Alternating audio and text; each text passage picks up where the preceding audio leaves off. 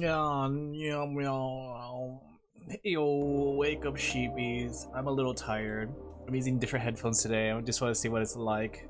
You know, I was listening to Nimi and she was talking about like having your voice feedback while recording or while doing streams. Maybe I should try that. EP, I'm very EP. How are you guys doing? You guys having a good Saturday? Holy crap! Wait a second. Is today really Saturday or? Yeah, today's Saturday because I'm streaming in the afternoon, right? Oh, wow. Today's Saturday. Oh my gosh, that means tomorrow's Sunday. Oh, sorry. I guess, you guys sad because no friends are online to game with. I feel that. But sometimes, like, usually when those times happen, I have like an offline game that I like to play by myself. Like back then, it used to be like Dead Rising or Maple Story, which I played with other people. Play with MMO, but you know, yeah. Eating rice pudding, that's not good right about now. But yeah, how have you guys been? Oh yeah, let me go check the Blue Archive swimsuits. To 100%. I love playing offline games, but I haven't been able to play as much lately. Stinky, shut up. Alright, so I'm guessing isn't the Blue Archive thing? The Blue Archive Discord? Let me see. Do you have all of them? Some of these are look pretty cute, but I don't see all of them. Let me go check really quick. The Blue Archive. Twitter. I imagine it's on Twitter, right? Blue Archive. Let me see. Okay. They're pretty cute. I like them. They're cute. They're cute. Kisaki. Shun. Also Shun. Why is there... I don't know all the characters in Blue Archive, but why is there two Shuns? This one says Ko versus Dai. So big and small? Is it like big sister and little sister? It seems that Shun's swimsuit could switch back to hag mode at any moment. What? Okay. Oh, I think I found the collection. Let me see. Let me go zoom in on this. Is that Koharu with a second swimsuit? This girl's greedy. I mean, I can't get the full definition, but they all look pretty cute. Yeah, look, there's Yuka. There's Arasu. I recognize those two. I don't know if I have a lot of these characters, actually. They're pretty cute. Didn't these characters just come out? This is the merch slide? Oh, okay. So wait, is it actually in-game units? That's a lot of swimsuits if it's in-game units. Or is this like the merch line? Like the merch line. I can't seem to find like a collection of the ones in-game. Kisaki and Shun are in-game. What about the rest of them? I feel so lost. I feel that right now. I gotta go deliver this commission, right? Whoa, is that? Sorry. There's like one I was scrolling through, and there was one that happened to have like I won't describe it, but it's like a mountain, but then like the mountain has like a little hill in the backdrop, if that makes sense. What kind of game was Blue Archive again? Hi, hey Asuka. I'll make the delivery. Half of them already had their swimsuit outs. Okay, that makes sense. I was gonna say like Koharu has two swimsuit units. Dang, this girl's greedy. All right, I'm gonna make this delivery. Technically this is not a VTuber or anybody, so I could just like make the delivery because I don't know if they're gonna ever use the transparent for anything in the future. Which, look, it's just right there. Made a quesadilla. Ooh, coffee. Does that go good together? What's 20, 20, 27? Oh, that's easy, Professor. It's 6'7". I always wonder though. I never seen the original video of 6'7". Does he say 6'7" like that? How does he say 6'7"? Does he go like 6'7" or 6'7"? I never actually seen the original.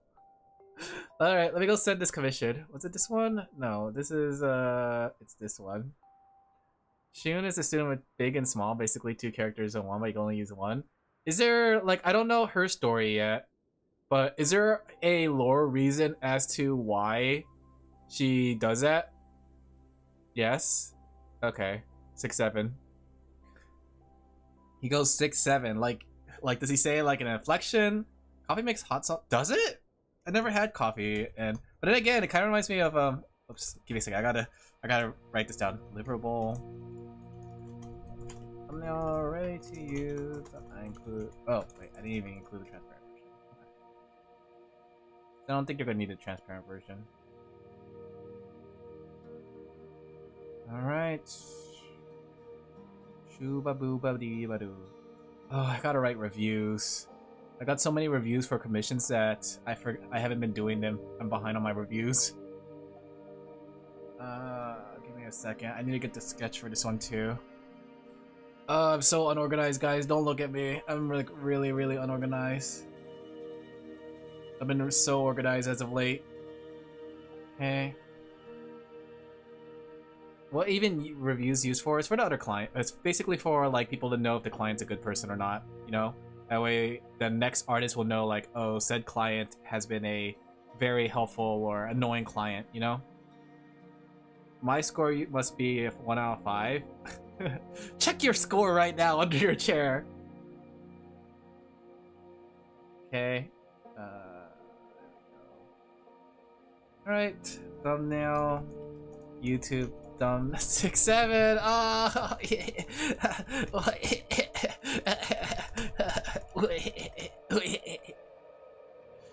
there you go. You know, I'm surprised when people like commission me for either men or like realistic looking drawings or a car for that matter, because I don't do those on a regular, but I do think it's good. Look, guys, I think it's good that I do them. It's sort of like when you're doing like it's good to have like a break from what you normally do to kind of like absorb the knowledge that you have. So it's good that I do some of these like this without anime girls. But look, chat, we hit 600. Not 6, 7. 600. 600 total commissions done, I guess. I don't know. There's like completed and there's like all. I don't know why there's one that says all and one that says commissions or completed, but 600. Oh boy, I'm going crazy. I think I was like at 300 at the beginning of the year. I don't remember. All right, let's see. What do we need to finish up? First off, let's see. Cha-Cha needs one finish. Daydream needs theirs finish. I think Daydream could be a fast one to finish. Rooney needs their finish. Varen needs theirs finish, and they're all due tomorrow. And I also have to finish the lore. Oh my gosh, I am gonna be so... Alright, I'm just gonna focus on work. I'll yap with you guys, but I'm gonna try to focus as much as I can. If I don't talk to you, just don't take it offensively. It's not because I hate you or anything, except Swordy, but it's more like that I'm kind of focusing. Put a little salt in my coffee. Interesting. Personally, I like coffee, but I also like tea. I like actually both of them. Like, tea's a good one to relax, but coffee's actually like what I use on a daily basis. Do you like this title? Your girlfriend gives you money, but it's stolen from the IRS, and they're at your door. Look at my graphic design, guys. It's just like a visual novel. It's a visual novel title. I hate you too. Crybaby noises put you in a diaper. Catch in Neverland playing tag at Neverland is about Shun and why Shun gets small. I see. And that's just her permanently getting small? Okay. So give me a second. I need to pull up references. And I'm just gonna go through as fast as I can. I really need to start like kicking the overdrive. Okay.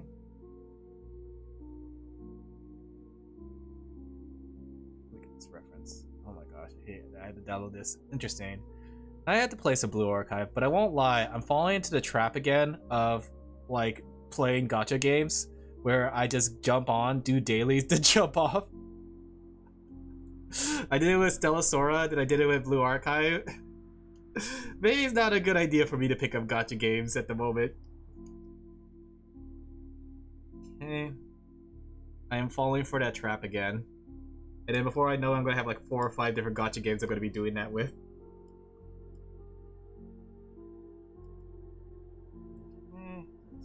Pen stabilization. How have you guys been though? Anything exciting happened in the last day that we haven't seen each other? Anything you guys want to say? I know like my friends were talking about what's it called? Amazing Digital Circus, that one. Apparently it had its finale recently. And then after talking about it with my friends, I don't know anything about it. They didn't tell me anything about it so I don't get spoiled. But they said like I should definitely watch it with you guys. Would you guys like to watch it since it's free on YouTube? I don't know anything about it outside the fact that it's really popular. But yeah. Hey Netsoso! I watched it. It was okay. I haven't watched a single thing, so we could have like a first time reaction. I could finally become the reaction VTuber I always wanted to be.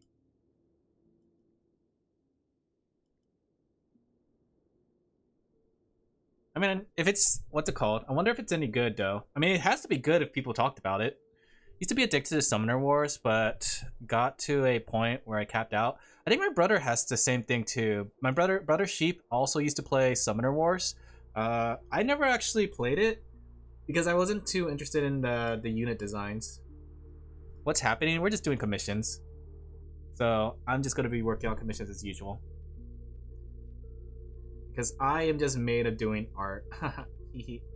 But I was thinking that, like, wouldn't it be fun if we did a Amazing Digital Circus? My friend said it was pretty good, so they were recommending me that, like, it could be something I could watch with you guys, and we could do a watch along since it's free on YouTube. So, how do you guys feel about doing a watch along for it? It shows quality, nothing outstanding, but impressive for indie. I think that's interesting. That's actually impressive for indie, because indies are really hard to get lifted off the ground. How many episodes and how long has it been going for? Especially for something that long, you know? Does art, but does it good? Oh, speaking of which, I actually had an idea. I don't know if I should do this for my birthday stream, if I can, right? But I had this crazy idea, right? You know how, like, I don't know how many people here are VTuber fans, but for those who are VTuber fans, do you know how, like, some VTubers do, like, call-ins, right? Hear me out, right? If I was to do a call-in, I don't think I'll have pretty much people like calling in. But what if I add a reward for the call-in? So what if I said, like, if any VTuber that calls in can describe me a doodle of themselves and I will draw it on stream. My birthday gift to the world. I'm gonna hold them hostage. They're gonna call in. We're gonna have like all kinds of VTubers that never met me call in. They'll be like, Alin, happy birthday. Oh, we were such good friends. This is the first time we met. Are you sure you want to do that? I think it'd be a funny gag. Like a one-time gimmick. Not like a permanent thing, but a one-time gimmick. There we go. But I thought, like, I was thinking, like, oh, what kind of unique spin could I put on some, like, tropes? Axolotl spin? Heck yeah, that's cute. There you go. Kind of reminds me, though, back when I used to do, like, the free emotes on Twitter. I was like, everybody gets a free emote. And then everybody asked for a free emote. I still haven't finished it. I was like, I think I got like 150 people, like, commenting on it, and I only got 50 done. Good times. Wow, good times. But the fact that I got 50 free emotes done for people, they should appreciate it. You know? An artist's work is never done. Okay. Gotta count my fingers. I don't want to accidentally draw another finger. Most people will, like, claim that I was AI. The sortie het is doing great mileage, yeah. Glad you liked that one. I should do another one like that. I think I need to, like, make some more YCH emotes. Like, I need to make more some YCH things. Like, if my business starts slowing down, I need to make new orders, like YCHs and stuff like that. New bundles. Things to entice people, you know? But I wonder how many people that did that, like, are still using their emotes. I know there was, like, a lot of VTubers there that also graduated, because I recognized, what's it called? I was looking through the files. I was like, oh, I remember this time. So, good times. There we go. Ooh, boy. Something like this. But forgive me if I'm a little more quieter than usual, because I'm gonna try to do as many thumbnails as I can during the stream. But I'll still, yeah. If you guys have a talking topic, feel free to put it, but I'm gonna try to not come up with topics unless it comes up to my head. I have graduated. Someone banned that guy. Okay. I also put a soundtrack of Minecraft on. That way I can, like, relax and, like, focus. I was thinking about buying the animator's handbook. I do have like this animation that I'm supposed to do for a client, but I haven't been able to work on it because of how behind I'm on. So I feel really bad, and I'm like considering like just offering them a refund but doing the work anyways. Because I feel guilty that like they're waiting so long for this animation and I haven't really done too much out of the base. Is your business slowing down? Not necessarily. I have like 38 commissions right now, but there's always going to be an eventual drop off, and I always have to like I had to plan for eventual drop off, you know. But right now people have been still commissioning me, which is good. Thing is too, it's like I can't wait till everything's over and I could catch up on commissions. I was actually going for a walk this morning, right? And I saw like something that made my heartstring tug, I guess you could say. But it was just like a family going out, and I was thinking like how like my life is kind of like all over the place. But maybe when everything calms down, maybe I'll like try to take a weekend to do stuff for myself. Say that for the past year, the business has been flooding. I didn't think it was gonna get as big as it did, but the thing is, even back then, like last year, I still had a time to balance for like my own free time with the stream time and then like the commissions. Even though it looked like I was still like straddling for stuff, I still had time to play the like games an hour a night. I still had time to like prepare dinner and clean things up and do lunch. Like it was a lot, but and I still had time to do the YouTube videos and stuff. Like I filled in the extra time with other things to do. Hey, Chili. Should I put her without the coat? I think it'll be cuter without the coat, honestly. Honestly? I miss my Tomodachis. My Tomodachis are probably dying right now. Probably killing each other on the islands at this point. We'll see. We'll see how everything goes. I have a feeling things are getting closer to the end, but we'll see. Like the good news yesterday was just good news. So I might be approaching the end of everything. Like Papa Sheep might be going home soon, which is good. But we'll see. They still have to do tests and all that stuff. It says a weekend, like so much time to rest. Take all the time you need, you workaholic. I get that a lot, but the thing is, you know, it's competitive. I made a bad financial decision. Did you buy a new computer? I also got a new computer. I don't think you were there, Sorty, but I got myself a new computer. My friend was giving away or selling their old computer, and it's not the best of rigs, but it's still pretty good. It had a 4060 with 16 gigabytes of RAM. If you get sick, you will be even more behind. That's why I try to not get sick. What is it? What's it called? I think they said it was an Alienware, but I got it for a deal, $750. So, but it's like I want to say the newest computer. What's the parts? It's a 1 terabyte SSD. I don't remember what the processor was. The 4060 graphics card. I don't remember if it was NVIDIA. Or, I actually don't remember which one it is. It's sitting in the living room right now. I haven't had a chance to format it. Like they said that like I could buy it, but I can't. I had to format it myself, basically. So I had to transfer all my files as well, but I haven't gone around to it. 4060? Yeah, that's what the 4060, I think? I don't remember. It was a 40 something. We were talking about it during, I think it was like last Monday, and they were showing me it. So. But it looked pretty good. Just a 1 terabyte SSD already is pretty good. Because my computer has been running out of space so fast. Your father can get home. Yeah, I hope so too. I've already fallen behind on a lot of things right now, but I'm just glad that Papa Sheep is doing well. It's just the people around Papa Sheep that are driving me insane. I had to say, like, oof. Family members are something, guys. Family members are something.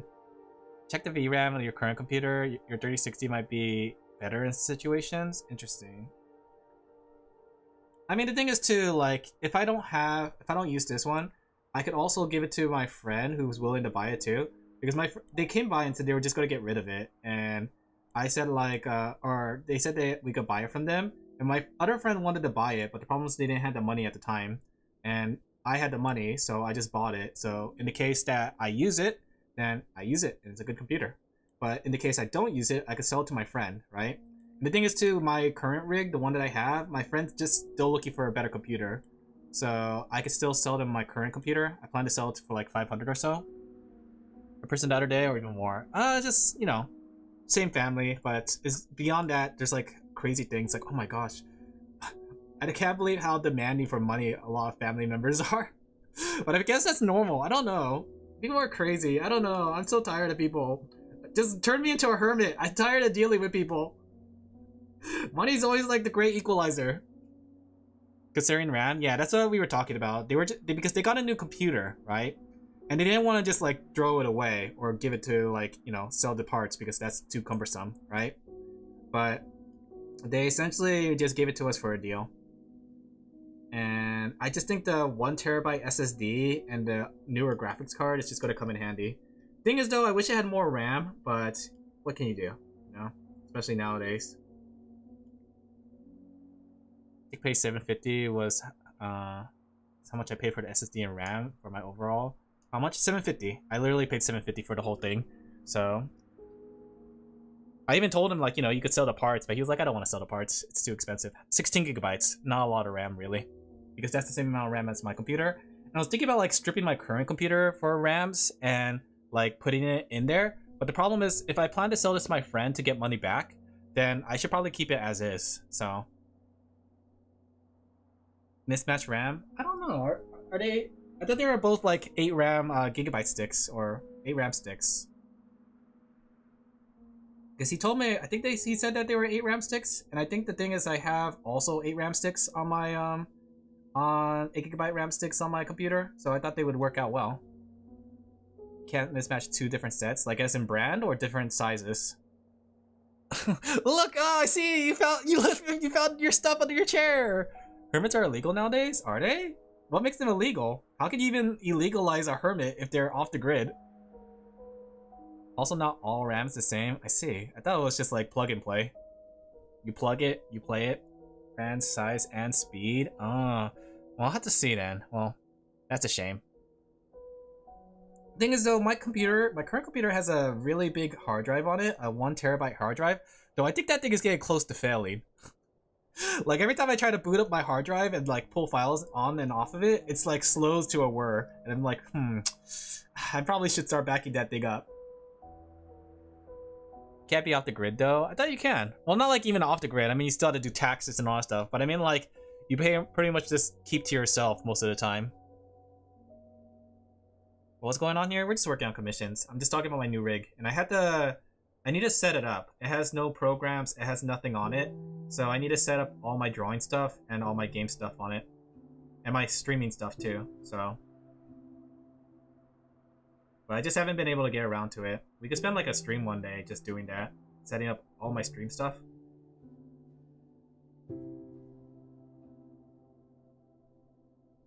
They'll be less stable and performant. I see.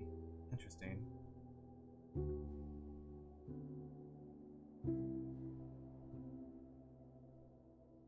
Families tend to be like that when money's involved. A bunch of vipers, yeah. That's how it be. That's how it be. I'm tired of shenanigans, but once everything's over, I don't have to deal with it, hopefully. Where do you put all your art? Do you just use a hard drive? I have a hard drive right now. I should be loading them onto an SSD, but I haven't been keeping up with it because of everything that's been happening. But one day I'm just going to do a big, giant backup. Wait, I don't need this thing on the middle because technically that's holding her coat together. If I'm taking off her coat, then she doesn't need this. How would you make money as a hermit? I mean, you could do work online. Work that just has you be a anonymous face. Like programming. Well, I guess depending on the job. I mean, I guess it's like one of those things you can't be like full hermit because you can't really just go out into the wild and just like hunt for food. I mean, I guess you can. Probably in some places. But I imagine you would still need to have like some way to sustain yourself. Online wouldn't be hermit then? Okay, maybe not like 100% hermit, but I guess loner is the better way to describe it. Like somebody that just does what they need to do, but they keep to themselves a lot. I'm more of a loner, guys. They call me Lone Wolf.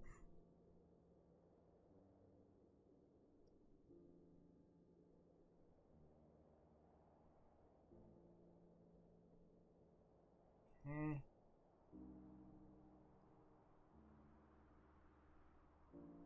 It'll be interesting to see how the new computer performs. I've really been needing more space on my computer thanks to all my drawing files, so I think it'd be nice. I don't know if that's going to affect my drawing apps in any way, but at the very least, at least the more storage is going to help. And plus, games. Alin Laphel, yeah. What kind of games should I play? I should play Grand Theft Auto 6 on it. There we go.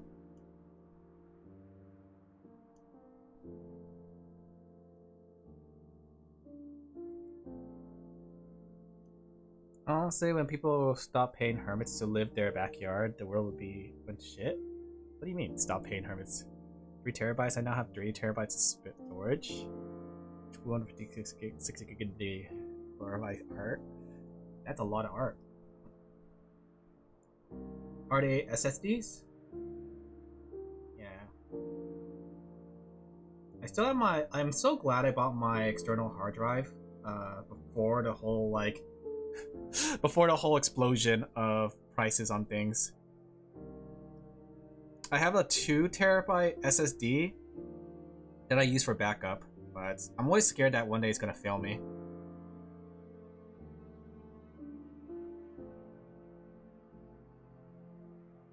All my hard drives all died. I still have a hard drive that I'm using. I should probably back up things. Oh my gosh, I need to find time. I need to convince people to leave me alone for like a whole week. Like, I need to go like into recluse and like ask people to leave me alone for a whole week. That way I can just catch up on things and just do my own stuff. That way I'm not going so insane.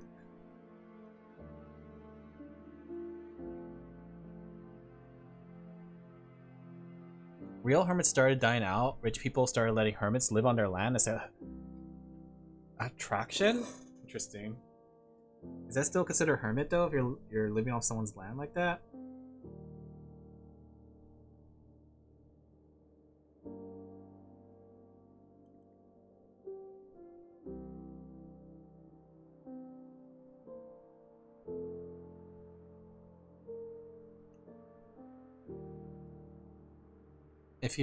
Is your Windows? No, it's on my SSD.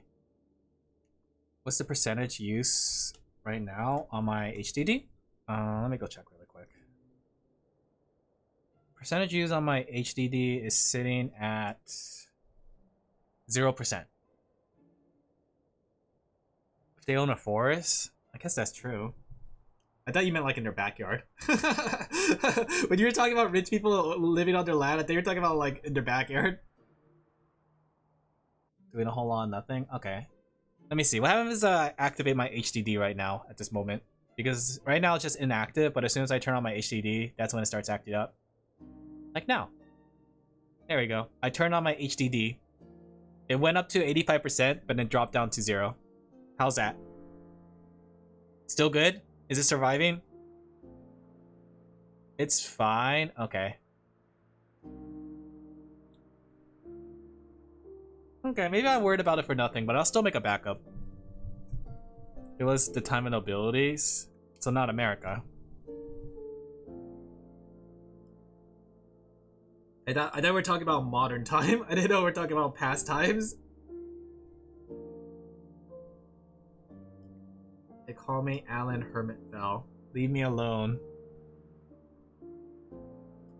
I think the loner in me is really starting to show with everything that's been happening and how hard I tend to keep to myself. But I think I need to start like telling people that I might be delayed on their commissions. I just don't know how to do it. Why am I so socially awkward? Why am I so bad at like social situations and what's it called? The having to deal with what's the term? When conflict. Yeah, conflict. I just need to go on VGen and just say like, hey guys, lots of stuff happened. I need 1 extra day. Say something personal happened. But the thing is, like, the reason I said that last time was because I was actually gone, right? I was gone for like a whole week. And I felt like it was harder for that to be, like, overthrown. I think I was gone for a week and a half, actually, thinking about it, right? Because I was away from my computer, right? But this time, like, I was technically at my computer. It was just a lot of things were happening. part of it should have been that I should have just stayed up extra nights. I don't know. Maybe I'm too hard on myself. No time, boom. But I feel really bad. I feel like I should have told him earlier. Now I have to suffer the consequences. Just die. Kill me in Minecraft right now. Alright guys, we're making a pillory in Minecraft. You need to execute me there for my crimes as an artist being late on commissions. Just kill me. You could do like those AO3.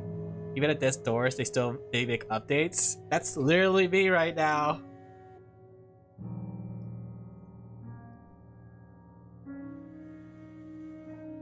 I don't know. I'll see. I'll think about it because I'm way overdoing it. Because right now I am still like by the skin of my teeth, but I feel really bad for delaying things, and I hope, you know, people have projects, people have deadlines, and I feel bad that I'm getting in the way of the deadlines.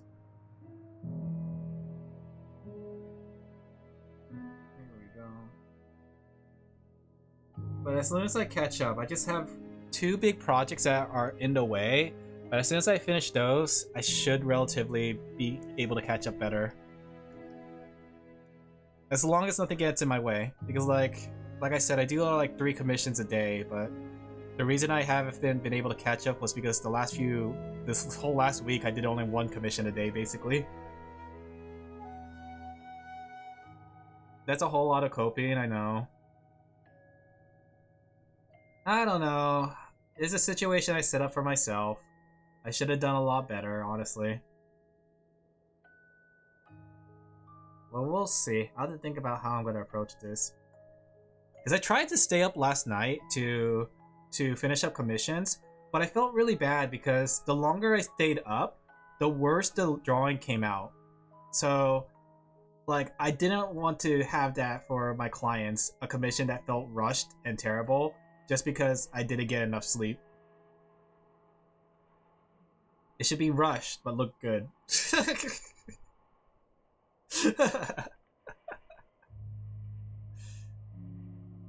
We'll see. I think I need a manager. I need a manager to speak for me. Speak to my manager, chat. Don't talk to me ever again. Temporary manager hiring. Looking for temporary manager. Now hiring.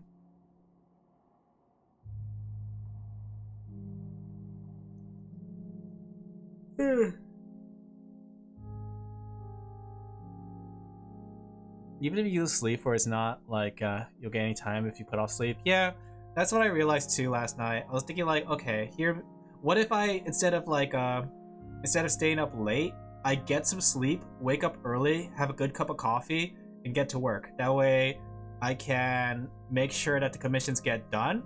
They get done with better quality than if I stayed awake all night, and I would get some sleep still. So that's what I did last night. But at the same time, I do feel kind of bad that I didn't really stay up to do stuff. I don't know. I'm just a guilty soul, teehee.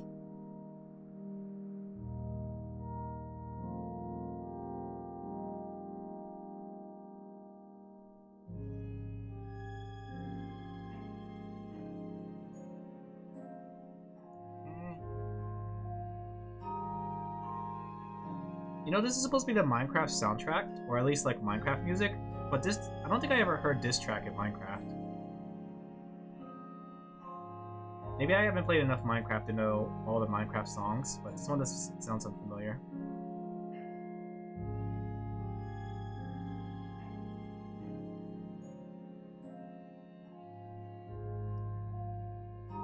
I will put C148, 418. Let's see, this one says, yeah, this is C4118. Kyoto. Interesting. Which Minecraft volume? I don't know. I just chose Minecraft music with snow. That's the one I clicked on. I was like, okay, I'm gonna look for Minecraft music. I've been wanting to play some more Minecraft. I've been like itching to build things and make stuff, but yeah, it's not here or there right now at the moment.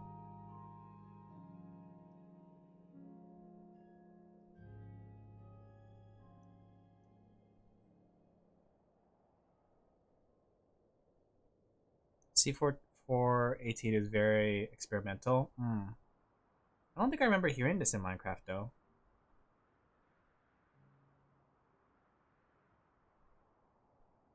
Here's a 15-year-old playlist. No, it's not like I don't like this soundtrack. I do like it. It's nice, peaceful, and soft. It's just I don't recognize the music. I recognize this one though. It's not like I don't like this soundtrack. It's less apparent since they added new tracks. I thought C1418 is not making more tracks for Minecraft though. They have a new person. Also, it's modified. Oh, the one I'm listening to?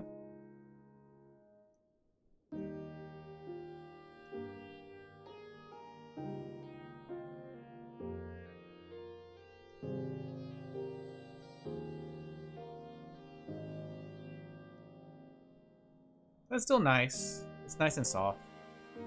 Not from him though. I see. It's kind of what I need to help focus. This one is the more modern one, I think. I see.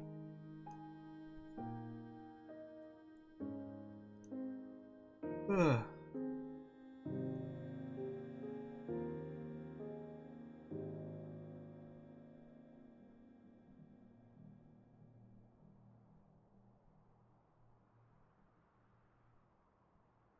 Okay. I've been itching to play that Minecraft though. That Minecraft game has been waiting for me. Guess when I built my house, it made it look nicer. And took out all the sorty graffiti.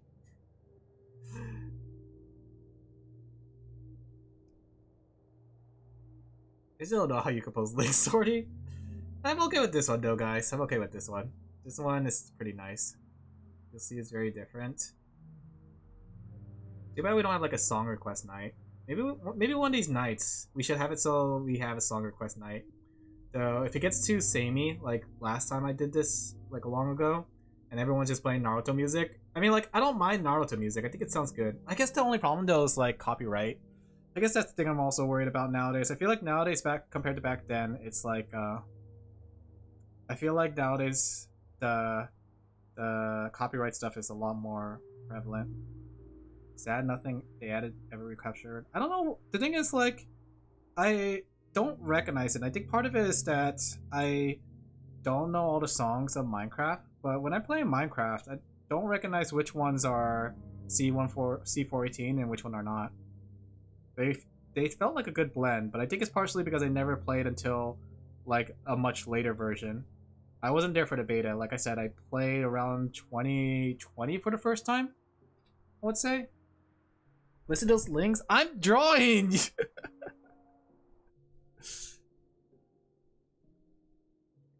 So I don't think I was around when the original C418 was like the most prevalent music in the game. They changed how music plays? How so? How did it used to play back then?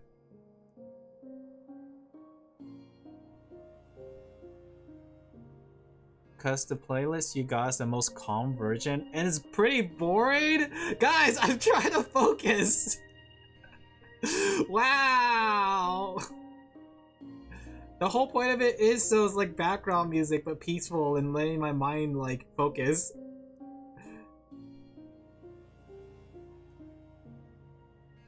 It used to be random? I mean, is it not random anymore?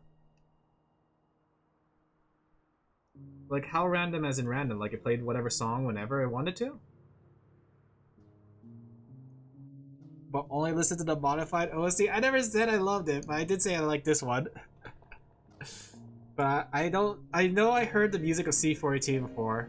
It's just that in-game, I'm talking about in-game, in Minecraft. I don't recognize the difference because I guess I haven't played enough Minecraft. But when you just put the title on there, I can recognize it.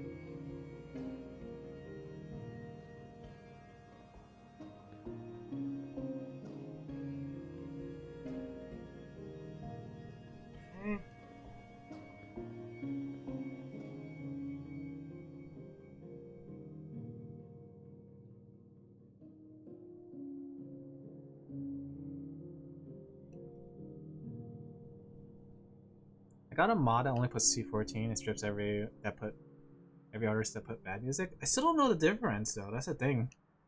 Like what?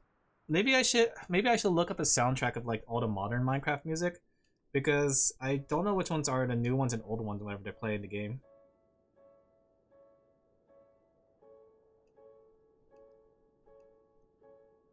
Like this one doesn't sound like C418, I think. But is it a C418 song? Yeah, it's a C418 song. See? I can't tell the difference.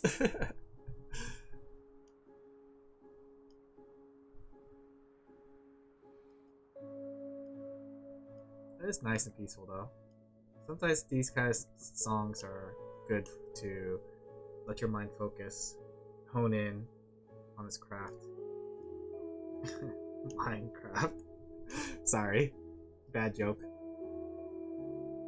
These were made after he got sacked? Oh, they're pretty good though. I like him. Does he still make video game music, or is he just focusing on just making music? Because honestly, his music are pretty not random, peaceful.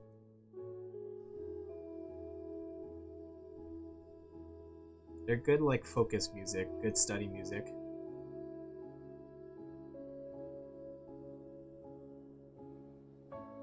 I mean, if he doesn't make any more video game music, it's kind of a shame. Such a beautiful composer. But as long as he's happy, I suppose.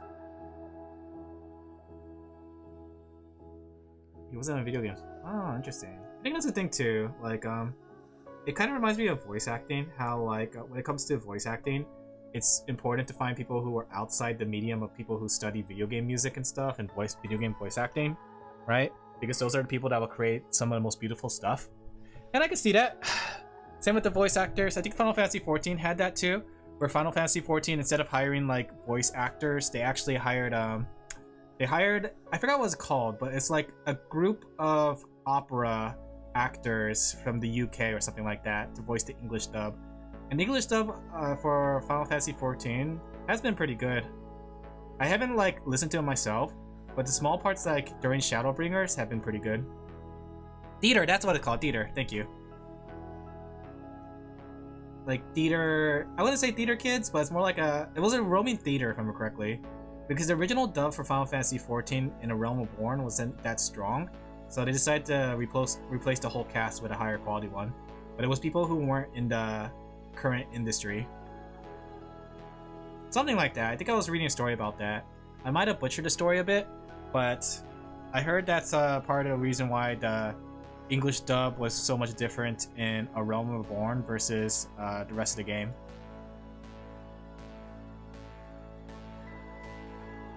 There was one game I played where one of the main VAs was an intern at the game studio. That too. I did. There's actually a lot of games where like they just use people from the studio, which makes sense. Honestly though, I kind of wish we returned to a era like that, where we're just using people in the what's it called, in the office. I think if I remember correctly, Peach from Super Mario 64 was actually voiced by just a lady inside the company. Peach. But it's so iconic at this point. She's not really a voice actress, it's just that she happens to be in the area. Just a union. Yeah, I think it's I think nowadays people try to use big name voice actors, and I think it's one of the big problems in video games in my opinion. Because big name voice actors are expensive. You know? Like, what was that one game that showed up at the Summer Game Fest with Tupac and Snoop Dogg? You could tell that it's not gonna come cheap, right? So I forgot what game that was, but when I saw it, I was like, ooh, that's gonna spike up the price of the production so bad. But I think it's like one of those things that people are afraid to give like new blood like a chance and try to like develop new talents, right? I think that's what they're doing currently in Japan with a lot of voice actresses in some animes. Like they're giving like new roles to newer upcoming voice actresses. But I think in the West, it's more focused on like getting the big name voice actors back, or big name voice actors to do things. And it's been a thing for a while. And the thing is, they do have good voices. I remember in Tales of Symphonia, Lloyd is voiced by Robin from Teen Titans, and Colette is voiced by Tara Strong, if I'm correctly. And they both have really good like voice directions, which, you know, shows why they're professional. But I feel like nowadays we keep coming back to the same voice actors and voice actresses all the time. Has that rule that you can hire only union actors, so it makes you unable. Really? That's crazy. I didn't know about that. Most of the budget is spent on things that users don't care. Superstars, yeah. I think that like that's like, I know Destiny's like pretty much on its deathbed right now, and I don't want to kick it while it's down, but I think that's essentially what happened to Destiny. Like, a lot of Destiny's budget went to everything except the game in a way. And I think that's part of the reason that they found the game to be too unsustainable, you know? Like, I was listening to some videos about the death of Destiny 2, and I feel like, and I said this before, I think a lot, even though like Destiny 2 was the way it is, I think a lot of it was kind of self-inflicted, and it would have never been able to survive with the way it was conducting itself.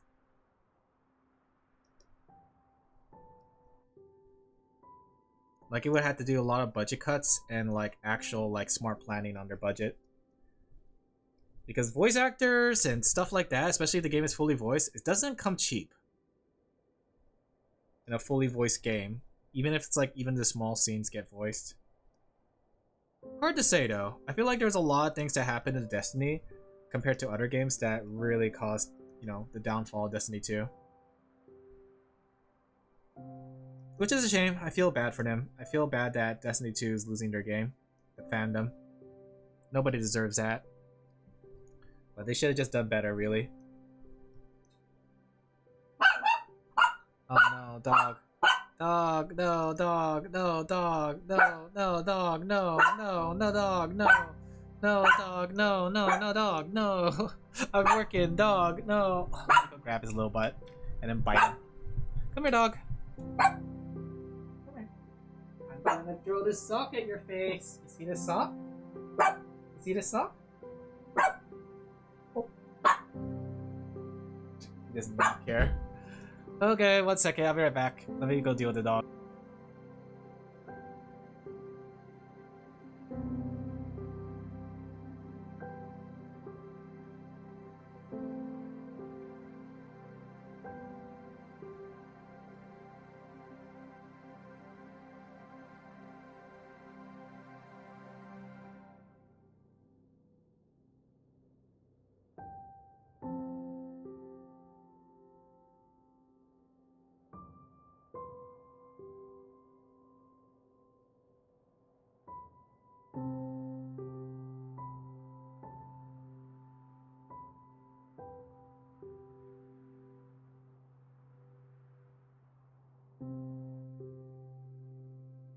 Okay, I'm back. It'll be interesting to see what happens. I think, like, with Destiny, I'm hoping that maybe they'll come back around down the line, but not under Bungie. From the seams of it, like, it feels like a lot of problems did stem from like Bungie's management.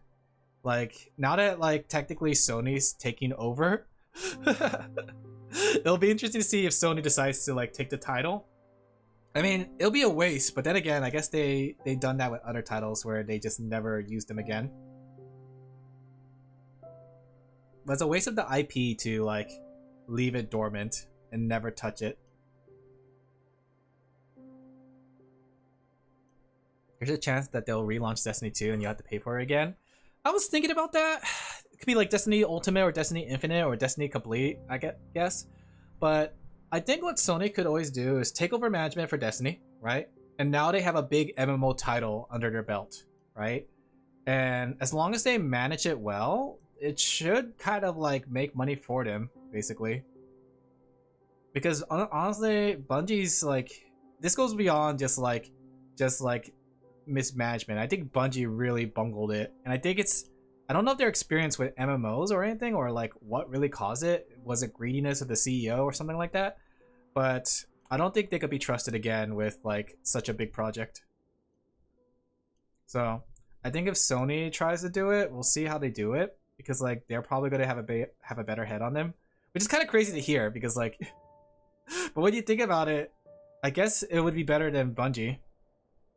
Push their experienced staff. I guess that's true.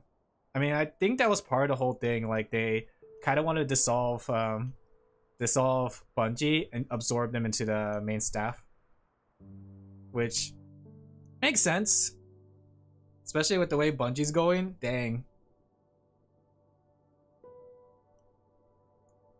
But we'll see. It's kind of crazy. Lots of layoffs happening, and well, Marathon's doing their thing. We'll see how Marathon does, but I don't think Marathon's gonna have too much of a good time. But right now, it's a pretty crazy time for games. When you think about it, we're kind of in like a weird impasse with video games. It's a sink or swim situation at this moment. One brings shadow, one brings the light. But then again, Sony hasn't like been the best when it comes to managing their IP. I think we've seen how bad they are with managing their IPs. The EU stuff failed. EU stuff? For Stop Killing Games?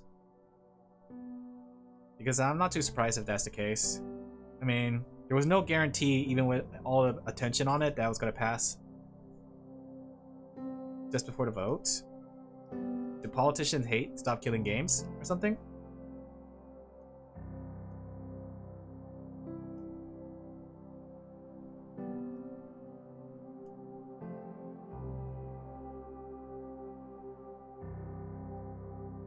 Okay.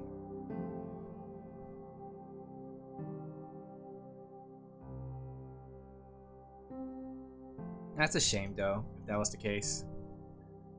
I was thinking about it too, because like with some gacha games with the end of service, it would be nice to see the games actually survive. It was expected, but still sad. Yeah, I don't think I expected anything different, but at the very least, everybody tried.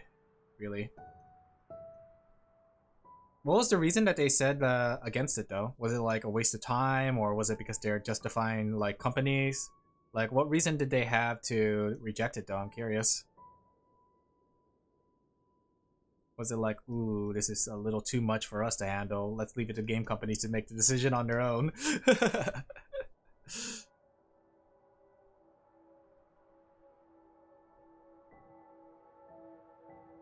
You can bet your Black Pirate Software is like celebrating. It's like, heck yeah, I'm right once again. Most likely because companies have more money, I see. And then just tax the big money people for developers to do. I think that's the thing too. It doesn't help that politicians don't really have an understanding how like a lot of things are created, you know? Because there is that expectation that is unrealistic for developers to do. But I do think that like it is not the most impossible task. It's a little extra work to create an offline mode, but it's not the most impossible thing. Because other games have done it. Look at Brave Exvius being turned into a regular Final Fantasy game. Right? And the thing is, it's not unrealistic thanks to the fact that they have all the assets made. All they had to do is reinvest into it. Misrepresented it? I see. That happens too. I think it was gonna be difficult for something to happen. Unless you have somebody that represents like everything it stands for, like companies and stuff, right? But the companies will never want that because it's extra work.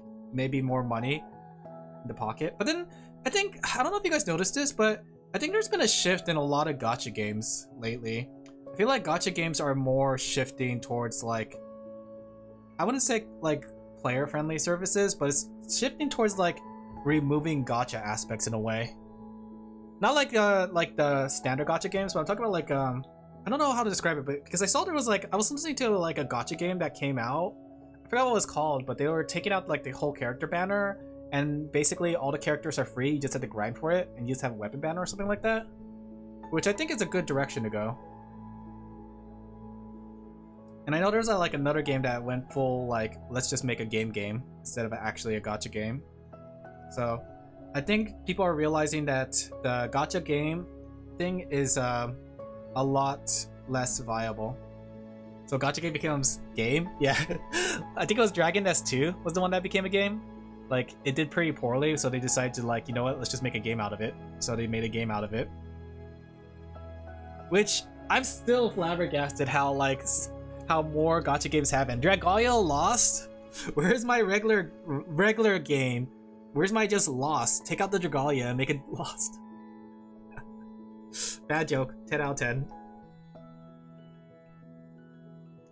Man, I would love to play Dragalia Lost again though. I think the thing too I like about Stella Sora is that it definitely feels like Dragalia Lost. Hopefully as the game gets older, they add more like what feels like raiding mechanics into the game. I would like that. One thing I liked about Dragalia Lost, it felt like I was just playing Final Fantasy XIV. And if they do that to Stella Sora, my soul is yours, Stella Sora. You could take my soul if you just turn into like a mechanics Final Fantasy XIV. I'm dancing around mechanics design. Dragalia found, yeah. I do like the dragon transformation things too in Dragalia Lost, which is like a mechanic I feel like more games haven't had. Like the only series I could think of that did it pretty well was Breath of Fire, but Capcom has not made a Breath of Fire game in so long. But I thought that was really such a cool mechanic in that they're like part of the equipment gacha. But technically too, I guess Dragalia Lost had 3 equipment gachas. It had the dragons, it had the worm prints, and it had the character banners. And I get they fixed the gacha later on, but at the same time, it's like it's the same. It's like at the same time, it's like that's 3 banners that people had to roll for a while. In fact, still technically had to roll for. Was it the one where dragon transformation was evil? Are we talking about Breath of Fire, or are we talking about Dragalia Lost?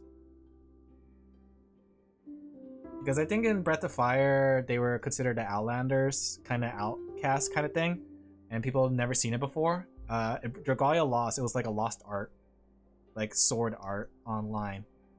Heh. They call me the king of games because I'm so lame. King of games, more like the king of lames. But I would love to play Dragalia Lost again one day. I'm looking into like maybe just like downloading onto my phone and then going onto the private servers. I think that's a nice thing at the very least, that fans who are dedicated to a game will make a private server for it. Where's my World Flipper server though? I think World Flipper would have made a good like mobile game that's just a one-time cost, you know? I don't know if you guys seen World Flipper, but it was like a pinball gacha game. Actually, speaking of which though, there was like, after seeing like some of these games, I was thinking about like some old gacha games I used to play. And there's this one like gacha game, I don't like, it's on the tip of my tongue. It was really popular on 4chan for a bit, and that's why I ended up giving it a try, and it was actually really fun. But it was like a slot machine kind of gacha game, right? Where you had characters and then like monsters, and then you have a slot machine, and then you have like 5, and you have a party of 5, and then like you could use your skill, and you have to like do like score really high and go to the next level or something like that, and then that's how boss fights are done. And you have to match up for skill tags. I don't remember. It's like on the tip of my tongue, but I can't find any evidence of the game. It was popular during a time when like 4chan really liked Destiny Child too, right? But I saw that Destiny Child closed, which I was actually surprised. But it also became Nikkei in the future. Like a lot of tech that was in Destiny Child became part of Nikkei. So I guess that's a good ending right there. But I can't remember this gacha game for the life of me. It used to be really popular. There was another gacha game I was thinking about too back then, but that I used to play. Like, I guess it's not really a gacha game. It's more like a card game. Do you guys remember Sword Girls Online? I was thinking about that too, and I was like looking up to see what happened to it, and like the last trailer I saw was 14 years ago. Like, I was just thinking about all these different free mobile card kind of gacha games. But I think Sword Girl Online was pretty interesting because it's like you had a deck master, which is like your the main set of your cards, and like your whole deck revolves around the deck master, like the cards you could put in there, and you have to like buy the cards individually. Not like you could use real money and stuff. This was like before gacha gaming, right? Before gacha gaming became such a big thing and became mobile. It was actually a desktop browser game for a while. But I'm surprised something like that hasn't come back, but I guess the company has gone under because it's been so many years. But if they came out nowadays, I feel like they would have been pretty popular. People like cute anime girls. People like swords. People like sword girls. Though they weren't based off swords. It was like a card game too, so maybe it wouldn't have done that well. But yeah, I was just thinking about like all these old games I used to play back then. I was trying to look for it too, like the card game, the gacha card game one, or the poker one. No, or the slot machine one, but I couldn't find any trace of it, really. It was just completely gone from the ether. Which is a shame. I think the game probably ended service at this point. Which is also a shame. Because, like, I think the history of that game has just disappeared at this point.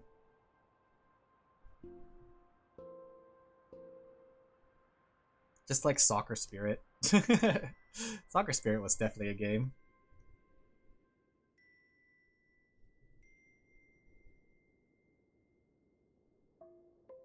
You sure it was real? I'm 100% sure it was real. Because I remember I spent multiple days on it, right?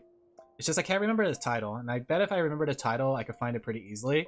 But when I put slot machine gacha game, it just comes up with people talking about how gacha games are predatory, and I know that already. It's just I'm looking for a specific predatory gacha game.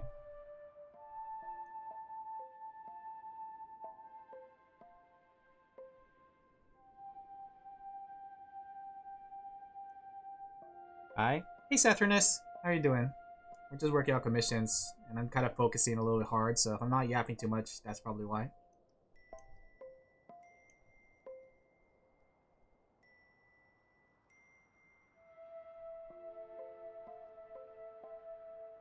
Do you do requests? I mean, I do commissions, but at the moment, no requests.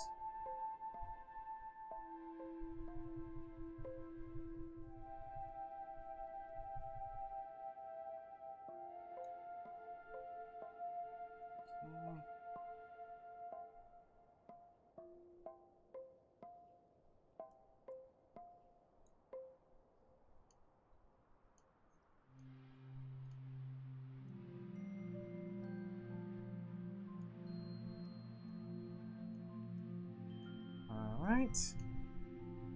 I know there's like a couple other gacha games that I've seen before, like Alchemist Code. And I kind of want to do some research just to see how these games are doing. Like, I wonder if Alchemist Code is still a thing. I think that was pretty popular for a time too, for being super generous. But I'm always curious about like where these gacha games go. And I always find it interesting how volatilely easy it is for a gacha game to just really lose its popularity. Because like, I know some of these games were like really popular during the time, but then they had like one or two bad updates, maybe even like 3. Like, it's very rare to get 3 bad updates. But then like, it makes the game go completely under.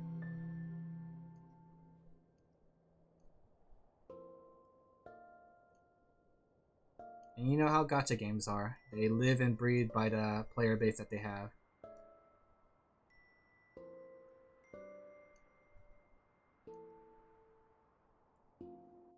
I always think about that with like some modern gacha games. Like, I won't lie, like Blue Archive was one of the games I played a really long time ago, back when it first kind of released. And I enjoyed it during the time. I thought it was kind of cute and funny. But the only problem was that I was worried that playing Blue Archive, while playing Blue Archive, I was thinking like, this game is just going to end the service like every other gacha game. So that's why I quit very, very early on. But look at where Blue Archive is now. Sometimes I wonder about that, like with some of today's gacha games. Like, I heard the Yuri gacha went into service. Which one? The Yuru Camp? Down, down, down. Like, I'm thinking about that with Stella Sora. I'm thinking like, is this the type of game?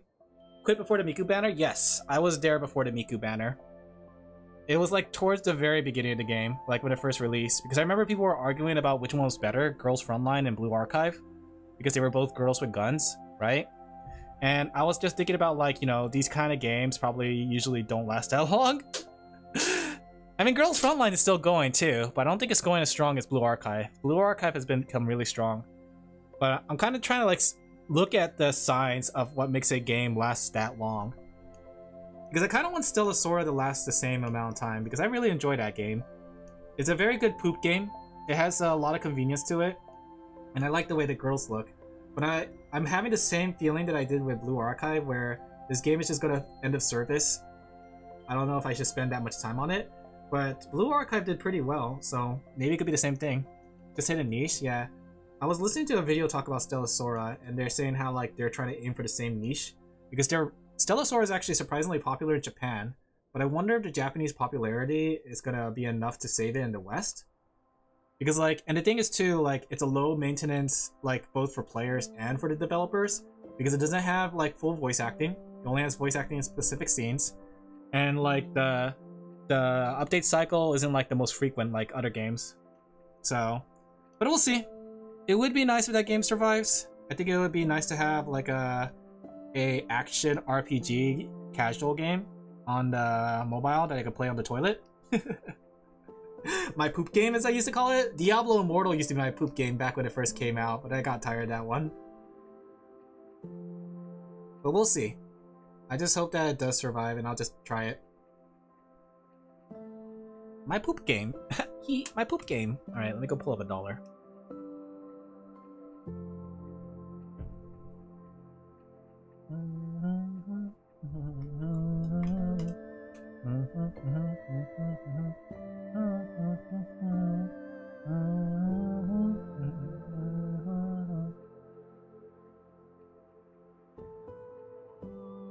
There you go. Summoner Wars started in 2014, still going strong after 12 years. Yeah, Summoner Wars, like, the thing is too, like, the gacha games that do pretty well are games that manage their funds, you know? They don't go, like, really heavy into, like, specific, like, expensive things, you know? Expensive ventures. Like, the ones I've noticed that do tend to go out of service are usually, like, rhythm games kind of stuff, because rhythm games are really expensive to maintain when you think about it. Because, you know, paying for the rights of the theme songs and stuff. And games that have a lot of like high production value to it,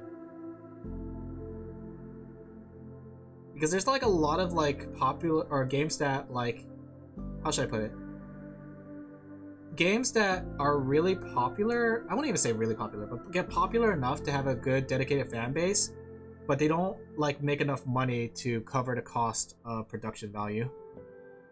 Characters seem weaker in Blue Archive, which could be a big problem. I don't know about that. I think the characters are pretty strong in there, but I think it just I just think it depends. And I do think they're strong enough. Girls Frontline. I was just talking about Girls Frontline. I was talking about how like I played a bit of Girls Frontline back when it first came out, and same with Blue Archive, and I was weighing between the two. But I think the strength of the Stellasora girls are pretty good still. There's a good selection of cute anime girls, and they have like their own personal tropes as well. Girls Frontline I had to give a try, but I don't know, that one looks a little bit more grittier. I think no wait, I take it back. I think I actually did play a little bit of Girls Frontline, but I didn't like the gameplay of it. I really do think like gameplay is a very important aspect for me to like a game. If I could get immersed into said game.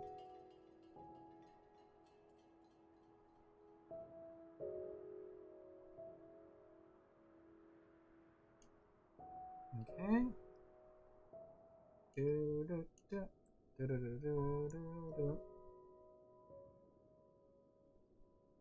we should make this a little greenish. Yeah, I think this should be more greenish to take away. I know like that's not the real color of money, but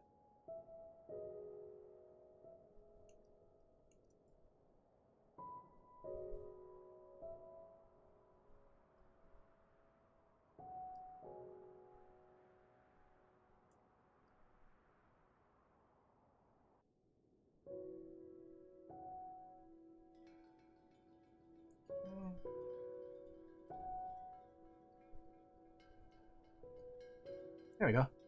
It did feel flat, but the new characters could be better. I see. I think it's all just preference, like what defines flat and such, but I mean, they're not flat as in chest size. But they all have their like kind of cute gimmicks. Yeah. I can't believe Amber just keeps going nya on me every time I open the screen. It's like nya nya, nya nya nya.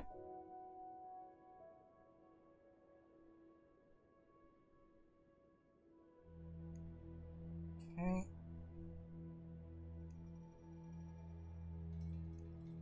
Alright, I think she's done. I think I got all the aspects done on her. So I can work on the FBI agent in the back.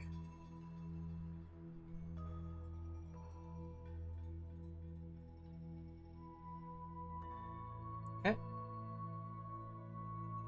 Think of gaming experience was Dragon Nest. Oh yeah, I was just talking about that too, because Dragon Nest 2 was a like was supposed to be a gacha game or something like that, or MMO, but they're turning it into a single player game, which is pretty cool, and you could get all the characters for free.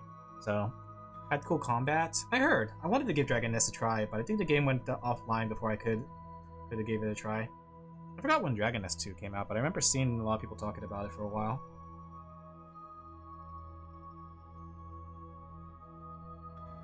I remember their art, but not the characters themselves, except for one thing. I get that. I remember some of the characters, like the nun. I remember the... what's it called? I remember Amber because she keeps showing up on my whole screen going nah nah nah nah. Noya's pretty cute. It could be just I'm playing the game currently. Telia's pretty cute. Grisha's pretty cute. They're all pretty cute. I give it a solid cute out of 10. There was the phone girl, that's Amber. She's always on her phone. Nya nya. Nya nya nya nya. There we go.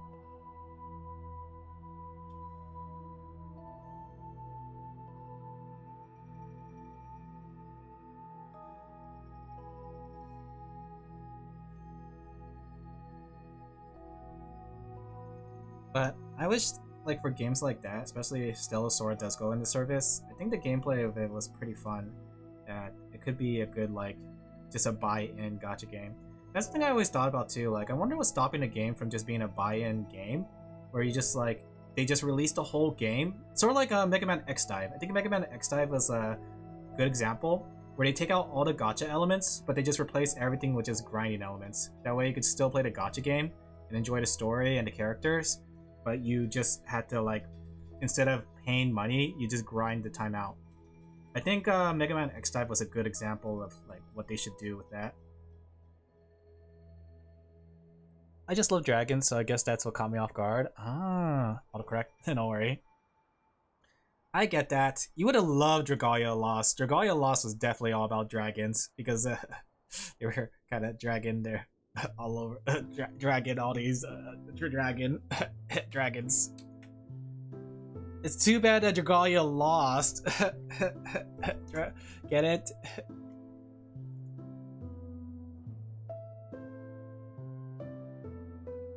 Let me see. I need some reference of what an FBI agent looked like.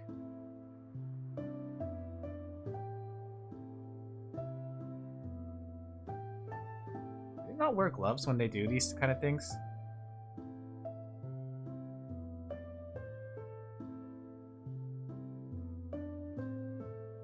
I mean, I'm just gonna put FBI undershirt.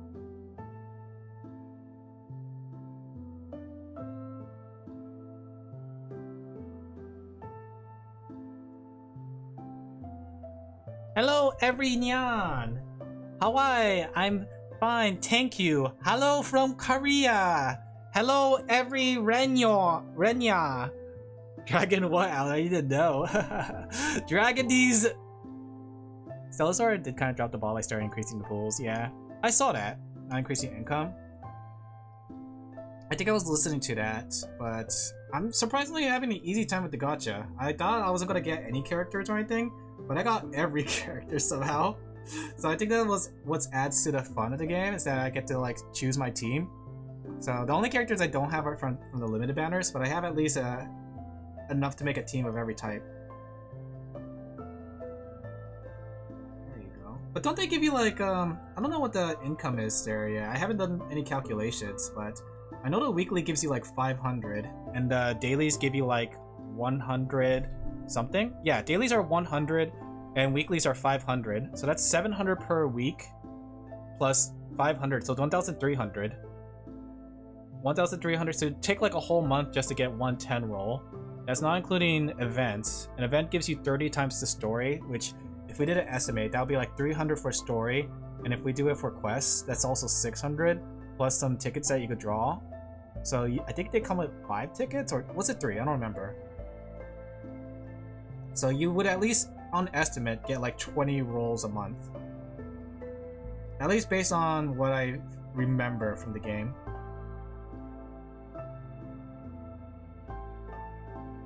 They probably added a lot of param rolls? It probably did. Because I remember I got a lot of rolls. They gave me like 3 selector tickets. They gave me 2 free SSRs. So I got 4 SSRs and one SSR from the login. Actually no, I got 2 SSRs from the login because there was the tyrant missions that give you 1 selector, and then there's the weekly or the login that gives you another selector. And I think that's how I got 2 selectors. I don't remember actually, but I know they gave you like probably 4 selectors. 20 does seem low. I don't know how much regular games give. I won't lie, I never really count the income since I usually just drop it all. I never really save. My thing with these games, the gacha games, is that I don't save anymore because I probably won't play the game for long term. So I might as well just spend them whenever. That's what I've been doing with my blue archive gems, because I haven't been like I don't play the game long term or competitively for that matter. So I think I might as well just use my gems because you never know.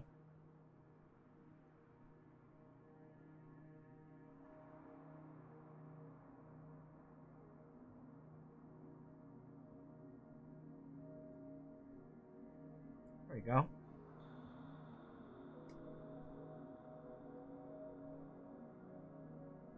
I was thinking about it too, like when I was listening to someone talk about Dragon Nest 2, the single player game, they were talking about the gacha gameplay of it, like where you're switching between characters who have different skill sets, versus like an MMO where you have to have a team where everybody has only one character they play. And I thought that was an interesting aspect that makes gacha games unique, because in a gacha game, you are 100% self-efficient.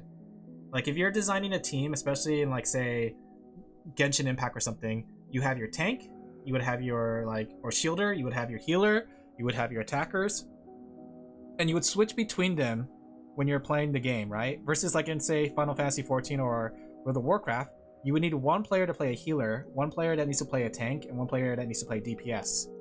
And I thought that was an interesting aspect they brought up, because they were saying like how they prefer this type of MMO where you could play as everybody versus like regular MMOs where everybody has their own designated role.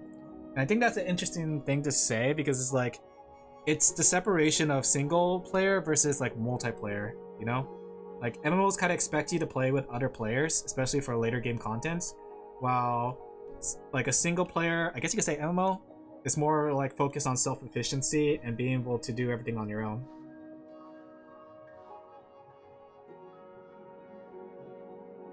But I was thinking about like that fact that like I feel like there should be more like single player gacha game kind of things where you do something like that.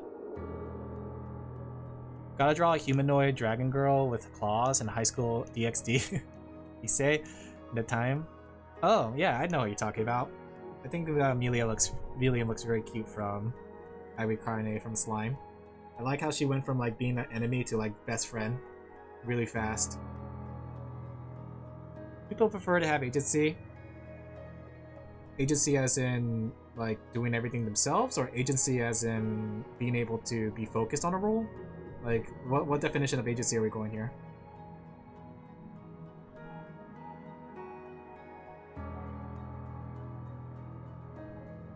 There you go. I do like both aspects though. I think the whole sustainable like self gacha game is a kind of fun concept I never really thought about when it comes to games like Genshin Impact and ZZZ. But I do like the idea too of everybody with a determined role having to execute things and basically working together as a team. MMOs, especially higher end raids, are really a allegory to teamwork and working together and stuff like that. The power of friendship, as they say. The literal power of friendship. Limit break. Hey Asher. As in not losing because of someone? I guess that's the thing, yeah. But that's just part of teamwork with MMOs. Like, it becomes a thing where you have to like work together to figure out how to solve it. But I can see how like doing everything by yourself can be like a lot of fun too. Being able to plan your team and be self-efficient. That's pretty fun. I think there is a benefit to both of them. It would be interesting to see MMOs like that, where everybody is kind of self-efficient. Like a gacha like MMO, say like Sort of like, say, Genshin Impact, but turned into an MMO with a raid boss? Or, like, would they call it a raid boss? I guess it would. I think that would be a really interesting aspect to some sort of, like, gacha or MMO game. I made Chinese for dinner? Ooh, homemade Chinese sounds pretty good. I like making homemade Chinese food. It's really fun. Especially if you have oyster sauce. Oyster sauce just goes really good on everything. If you ever have oyster sauce, just add it to all your food or your cooking and stir fries and stuff. Easy. Easy cook. That's my secret to cooking. Oyster sauce. Didn't? Try it out. It's pretty good. Made of real oysters and sauce. I did send it over. Let me take a look.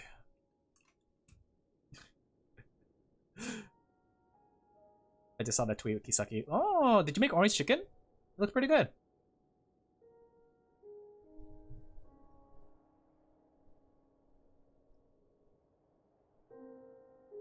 I'm pretty hungry right now too. I wonder what I should eat for dinner.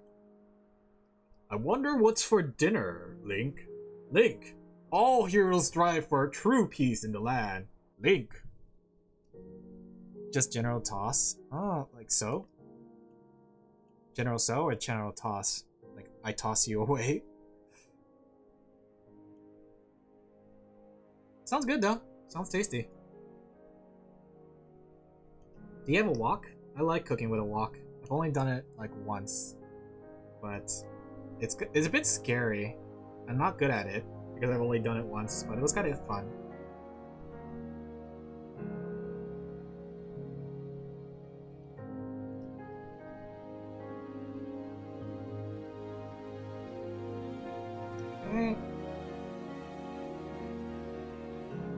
Nope, no walk. Walk me back on this. Sorry. Sorry, not sorry.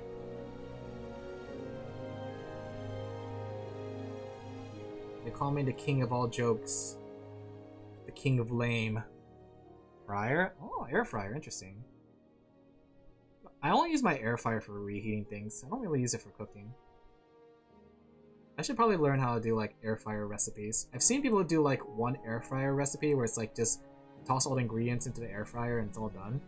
I need to learn how to do stuff like that.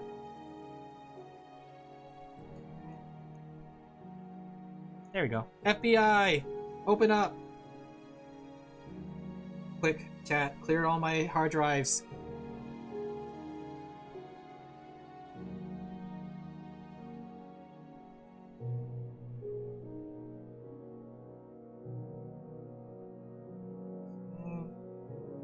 This is turning out pretty cute though. I like the way this is looking. They want your terabyte? My SSD? Oh no, they're gonna bring it to the data centers. They're turning my thing into turning it into a data farm. Don't worry. This girl will protect me. What's her name? All my appliances keep breaking, but my toaster ovens is still a champ. Toaster ovens are surprisingly really durable. I did like the thing is too, like I swear I haven't done like any maintenance or cleaning on my toaster oven, but it still works really well for these last few years. The only thing is like the door is a little jammed, but outside that, it's trucking. Great investment. It is really good too when I'm like air frying, or not air frying, when I have like something that I fried and I need to keep it hot, I toss it into the air fryer and just like put it at a low temperature.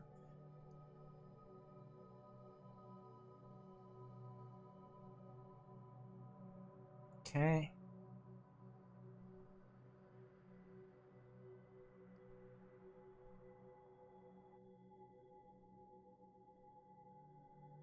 I love homemade food when it turns out well. Yeah. Cooking is not so bad. I think there's like this weird general fear of cooking, but it's actually really easy. Like once you know how to do cooking, you just know how to do cooking, you know? And cooking is not the most complicated thing. There's a lot of like fundamentals to it. It's like drawing, right? Drawing looks difficult, but once you understand the fundamentals, things go by really fast. And you can make something look cute with just base fundamental. The machine is simple enough, it's fundamentally hard to break. I guess that's true. Okay, Let me add these extra people here. These soldiers. Knife without microwave would suck. Yeah, microwave. I actually was considering not buying a microwave when I first moved into my apartment. I was thinking like saving money on a microwave, but yeah, it's pretty nice. The one thing I don't need though is a toaster. Because like once you have a toaster oven, you don't really need a regular traditional toaster.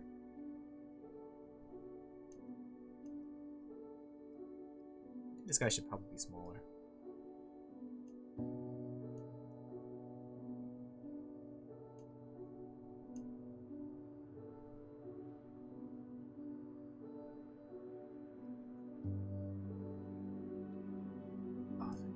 Same layer. I really did make it on the same layer. I'm so stupid. Cooking's mostly prep. Yeah. And the thing is too with cooking, you just have to like come up with like faster cooking methods, right? Like simmering, boiling, things like that, right? Are pretty good for doing stuff while cooking. You can break in a toaster? Good question. But the thing is like a regular toaster barely has any uses. You can only use a toaster mostly for toasting bread. But a toaster oven, on the other hand, you could use for a lot of things, you know?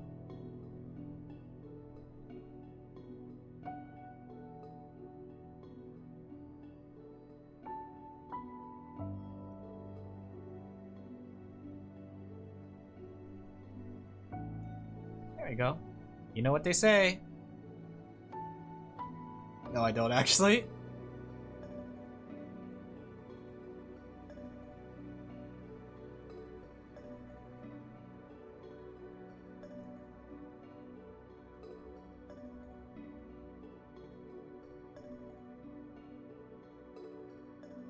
All toasters toast, including toaster ovens. Is that what they say? What kind of catchphrase is that? Who said that? I wish I could go to art school to further my art education. I'm self-taught, but I feel like I could learn more in art school. Here's the thing though. A lot of things in art school you do learn. You can actually learn pretty well on by yourself as long as you have like, you know, dedication and read subjects and stuff like that. Art school especially is usually, especially when trying to get a job, is mostly for like making connections and meeting people. That way, because like as my professor put it, you look around you, your job is going to come from somebody else, you know? And that's usually how people connect you with jobs and stuff. Make your friends, sororities, fraternities, all that stuff. What was I going to look up? Great, give me a second. I don't remember what I was going to look up.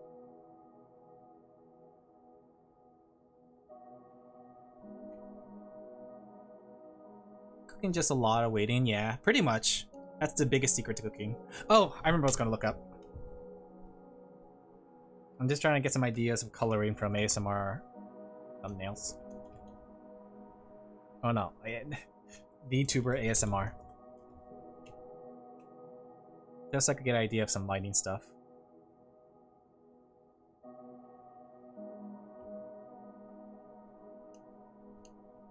Okay.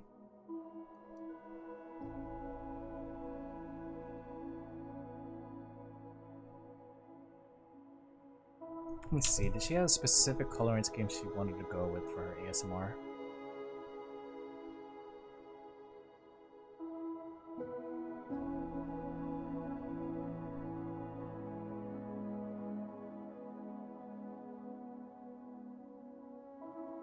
Okay. We could go for this color. Let me see. I mean, we could go for a darker night sky. Let me see. Let me try both. Let me see. I'll start with the darker one. I feel like the darker one might be better. Art school can be good, but not worth it down unless you can spare the cash, yeah. I think the thing is too, if you're going to art school for education and stuff, that is a good way to do it. But I do think a lot of things can be self-taught and learned by yourself at the moment. I think you should focus on self-learning at the moment. Especially since I went to a college for art classes, and I won't lie, I did learn a lot of good techniques, but I think the connection was the most important part there.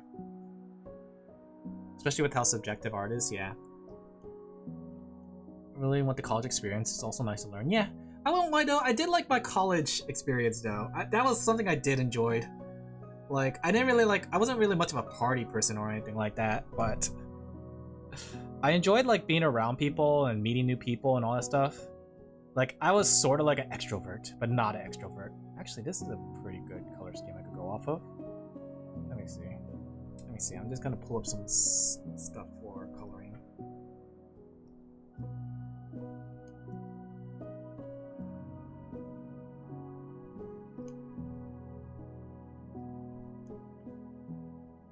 I want it to be colorful though, because of the ASMR channel. Because it was still pre-pandemic, yeah. I went to college before the whole pandemic stuff, so...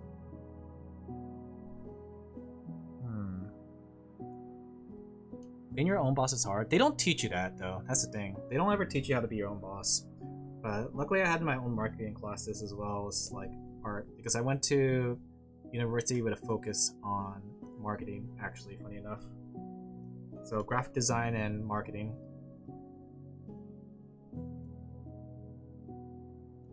Message retracted. Message has indeed been retracted.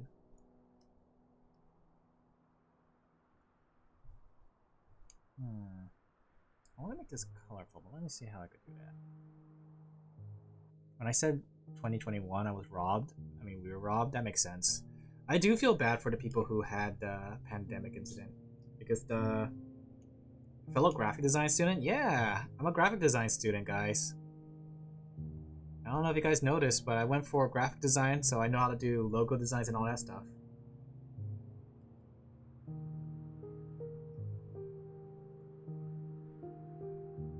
Let's see, we just turn everything white.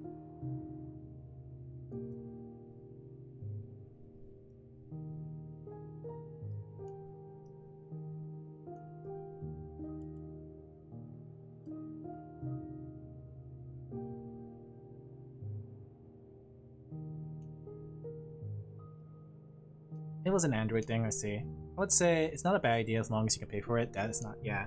I would say that too. I think the happiest you'll be is if you're not in debt. But I would say too, like, you can get a lot of experience from just without college.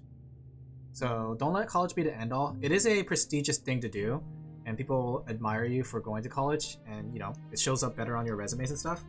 But make sure that you go to college with a plan, right? On how to approach things. Because if you just go to college and just want to learn, a lot of learning can be done offline nowadays.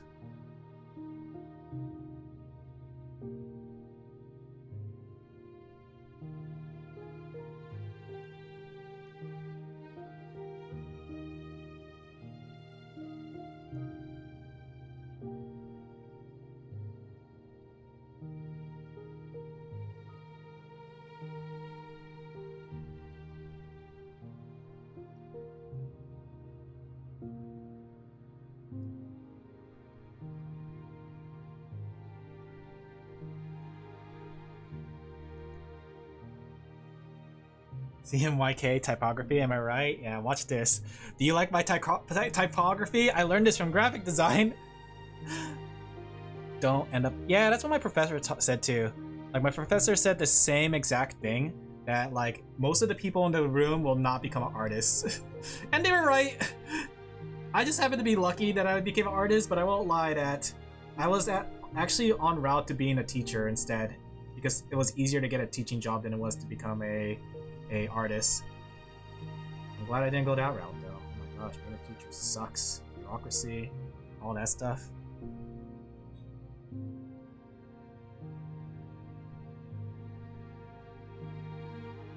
Some do, some don't, yeah.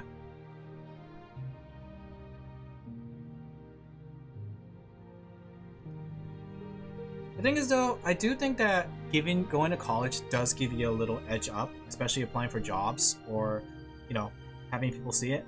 And there's a lot of things that came in handy. Here's the biggest benefits from going to college, right? And I think it's something that they don't really tell you, right?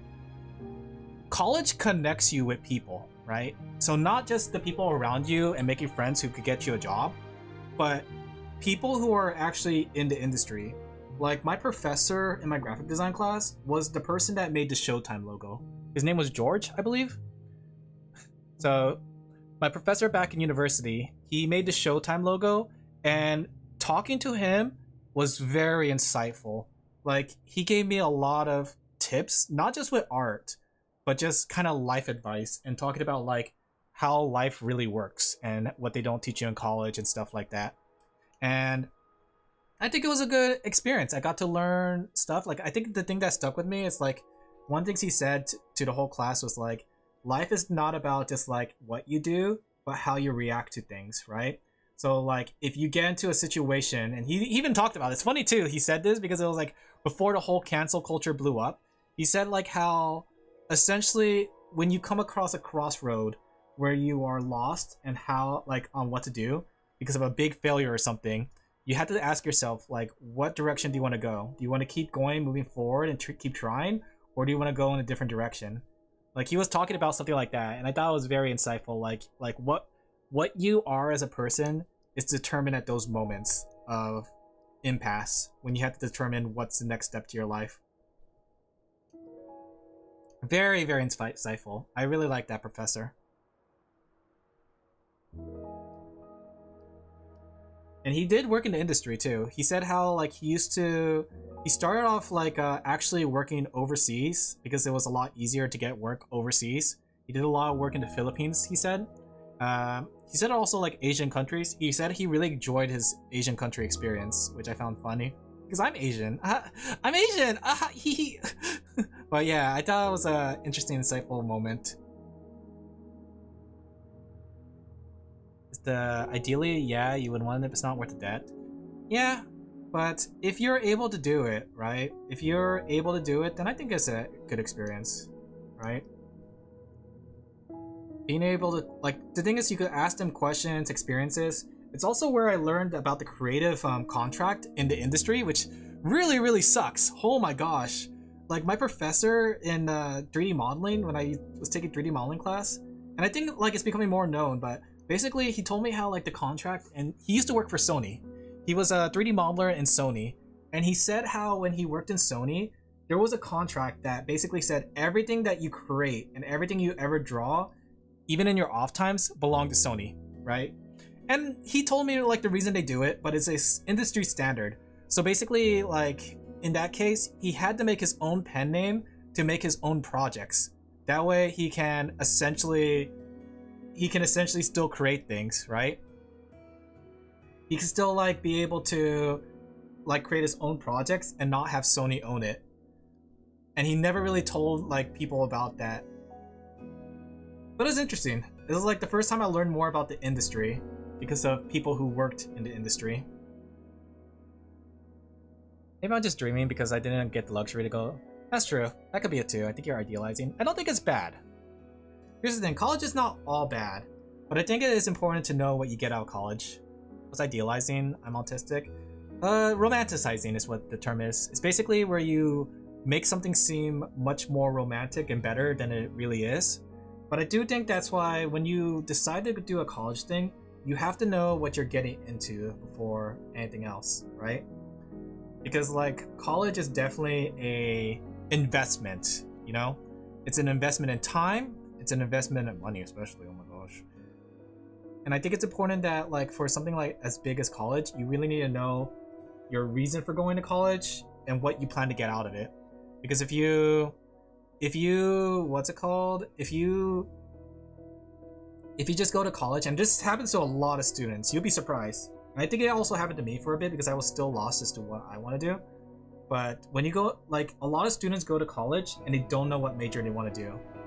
And that could be like one of the scariest things to do, because like if you go to college without a plan, you can find yourself being there for a lot longer. I went to college and my plan was to get a bachelor's degree in 2 years, and that's what I did. And it was exhausting. Oh my gosh. I have been overworking myself since college. It never ends! How does this keep happening? Oh my gosh, I just realized! It just never ends! Ever since university! Ah!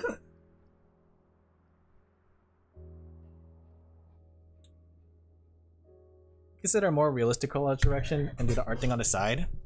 Probably going because there's a lot of programs though that do cover associates. I would say though I didn't really care for my my community college experience. I could really benefit from it. Yeah, I think you can benefit from it. There is a lot of benefits to going to college. Even with just having a bachelor's degree, opens a lot of different opportunities. Like I said, I could go into the field of education if I wanted to because I have my bachelor's degree. So it does open a lot more fields for you to go into.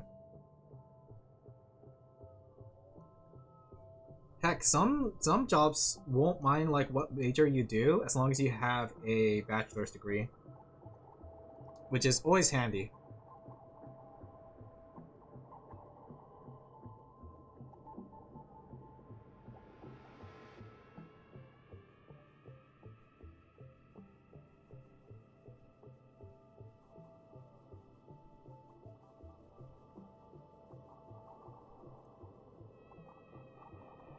Let's see if I could do something here. I, watashi.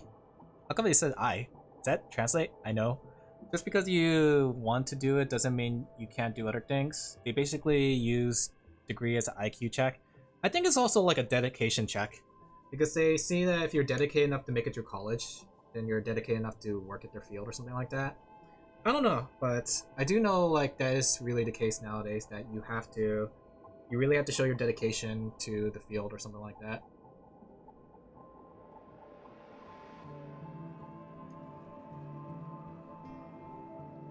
But yeah, university is a good way to kind of open up more opportunities, job-wise and meeting people-wise. But it's one of those things. Do it if you can, but don't sweat if you can't. I would say, like, especially if you're in the art field, don't be afraid to start now with what you can do, right? Maybe college can be an option later down the line, but I do think that, like, as it is now, you could feel free to basically make do and start now. Especially like if you want to go to a bigger art college, like the ones like that get hired by Disney or something. Those ones you definitely need to have a good portfolio, and you just have to keep building up your portfolio. Honestly, too, I would say my art with something like say Disney would not qualify at all. Disney looks for something very specific. You have to show both creativity and creation, as well as your technical skills and like drawing, you know. So, and the thing is too, art, especially as a field, is a very competitive field. Really a lot of people in the field. But just let your own aspects shine, show the world what you can do. I think you'll do well.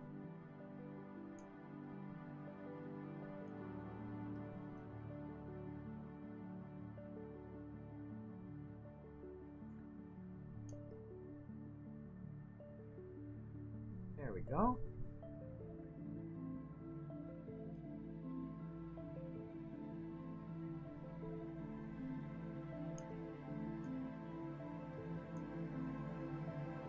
We should have like a contrast on the floor.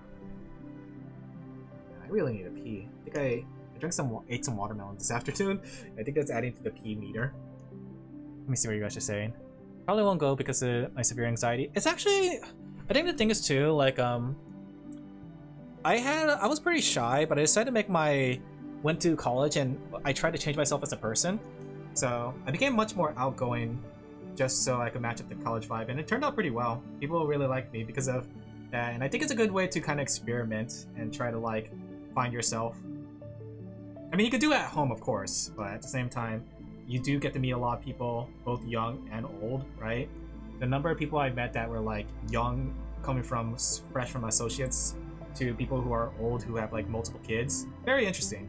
A lot of different perspectives in life. I loved it. Let's see. Too much people make me mentally sick. I get that too. That would limit a lot. Social reasons to go, yeah. Social reasons can be a difficult thing. But definitely, I think there was a friend I had that also had a lot of social problems, but they wanted to still go to college. And they learned a lot from it, that's for sure. They learned a lot from it. Like the FBI logo glow. That way it's like glowing yellow. There's no reason for it to glow, but it's just so it's more noticeable.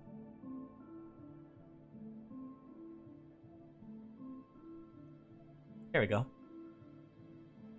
Sadly from a poor school if I wanted to, yeah. But luckily there's memberships or sponsorships and stuff like that. Grants especially. They're a little difficult because they're also competitive, but it doesn't hurt to try. You know, writing up a grant. And grants are grants of money. They're not really like, they're like scholarships in a way, but they're like small bursts of money to help people. Luckily, like the thing is that the reason I was able to go to college, technically, like, was thanks to Papa Sheep. Papa Sheep was in the military, and him going to college allowed me to go to college because of his military benefits. So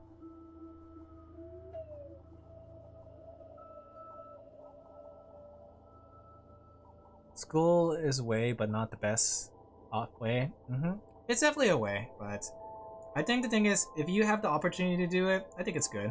But if you don't have the opportunity, don't sweat it. You have still things you could do. You would apprentice under a master for years, but that's not realistic. I don't think that's also like nowadays. I don't think. I mean, technically, I guess you could still apprentice for some jobs, like be a journeyman in, like, say, plumbing or something. But most jobs nowadays don't do that.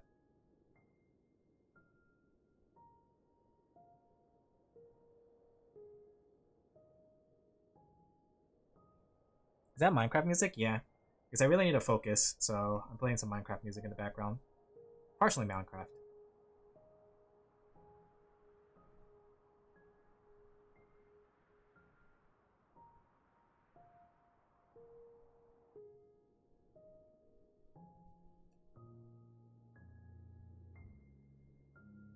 I really need to pee.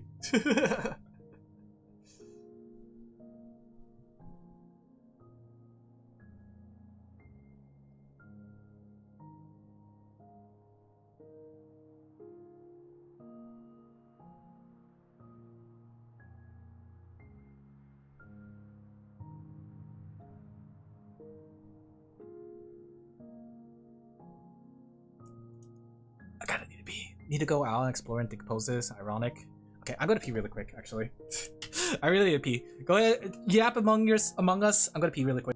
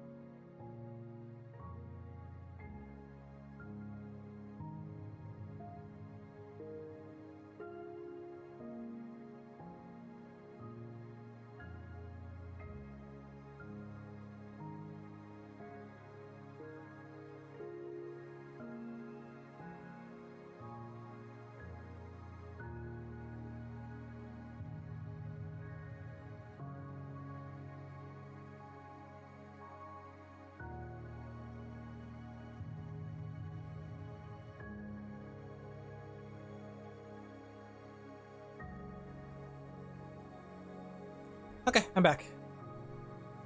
I did say ideally, not realistically. I was for which one? Need to go out. Wait, ideally you would apprenticeship, but that's not realistic. Do you ever draw from life? Me, I would say back when I was first starting, yeah. But nowadays I don't really draw from life. I was checking Twitter to see if anyone wanted to submit their models. Haven't yet made a post saying I want to draw more VTubers, no submissions.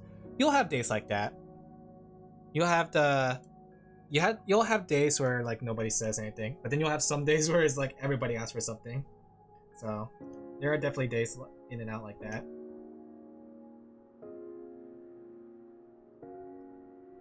But that's just the cycle of being an artist, really.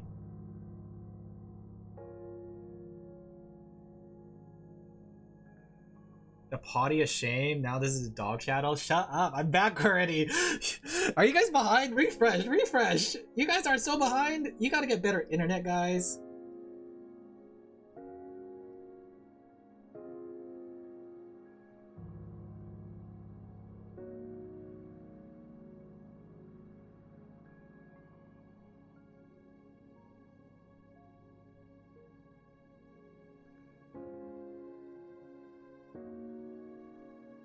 Okay.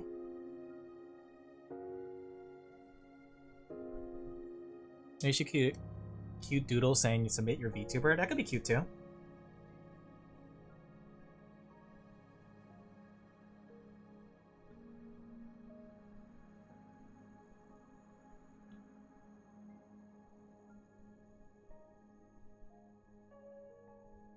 You can use that time to try new things. Yeah, we're trying. I am Destiny. It's just I'm trying to get a grasp. Yeah, that's always a good start.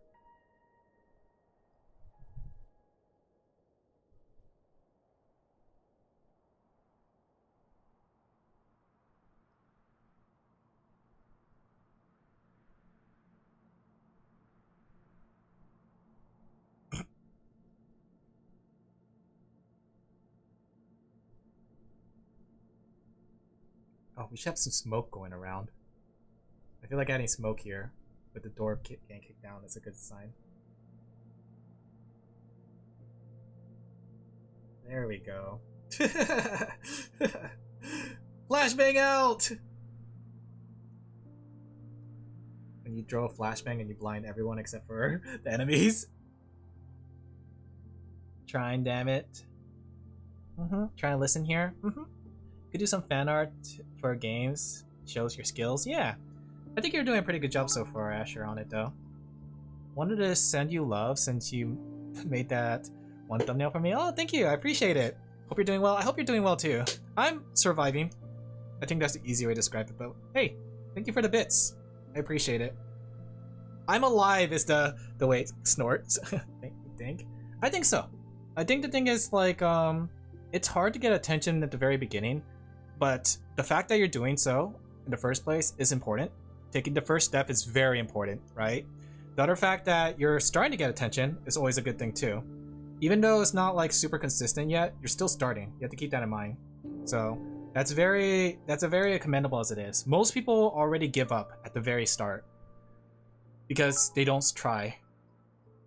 Doing okay, getting ready for work. Hopefully you have fun at work today. I'm just working on this commission. It's almost done. Took a little bit longer than I thought, but usually a lot of things take a lot longer than I thought. My life takes longer than I thought. Sorry.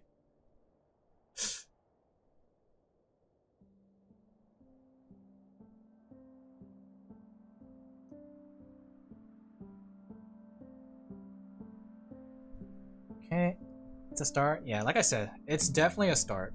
The hardest thing to do is start, right?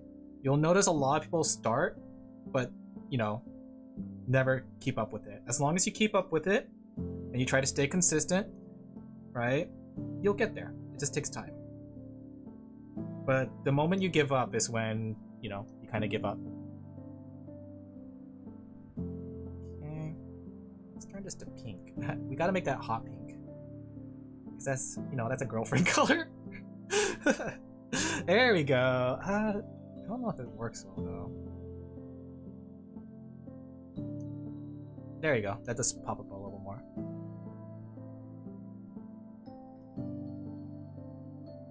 Give that a little tilt. Make it a little cuter. There you go. My girlfriend's so cute. My girlfriend that gives me money from the IRS, she's 100% cute. I wish my girlfriend would also give me money from the IRS.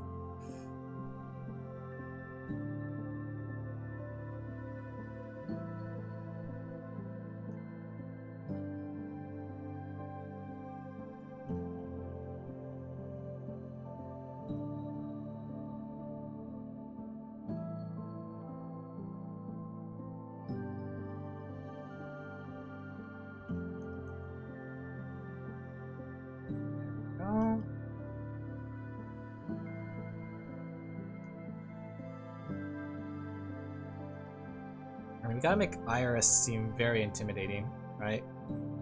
So if we do something like this, and rasterize this part, make this dark, like so.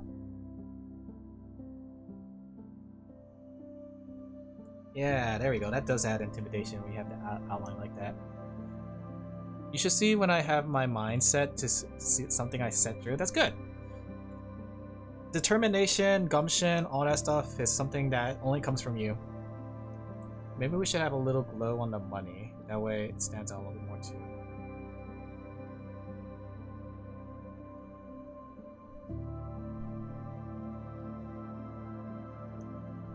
There you go. Oh, we forgot the hearts. She has to be our girlfriend, and what says girlfriend better than hearts? I'm very stubborn. That's good. Being stubborn is very good. Being dedicated to the cause. But like I said, the thing with a lot of artists and VTubers who are trying to start, they give up. And that's the hardest thing, is to keep going. You know? And when I say give up, it's good to give up when you know you don't want to do it anymore, or that you give up because like you have real life circumstances. But if you just give up because of like you're not doing well, that's not a really good reason in a way. Because not doing well is a sign that you need to either change things, or you have to like go with a different approach. You know what I mean? I use streaming mechanisms. Sometimes I'm not having a good day. I draw the amount, time, effort. Stay motivated. Give up because you're lazy. That too. That too. The other thing too is like this one's done. I'm gonna send it to the client.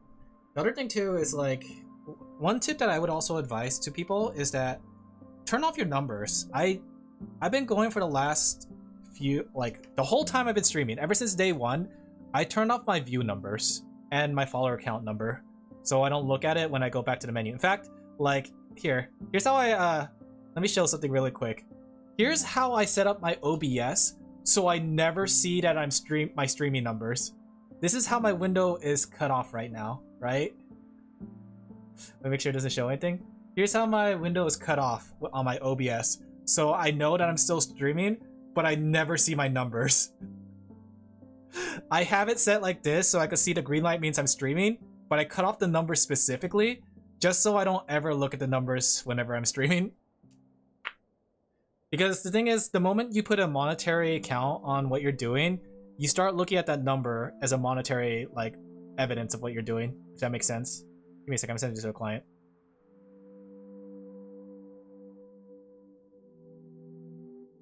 Okay, here's how it came out. Anything need revising?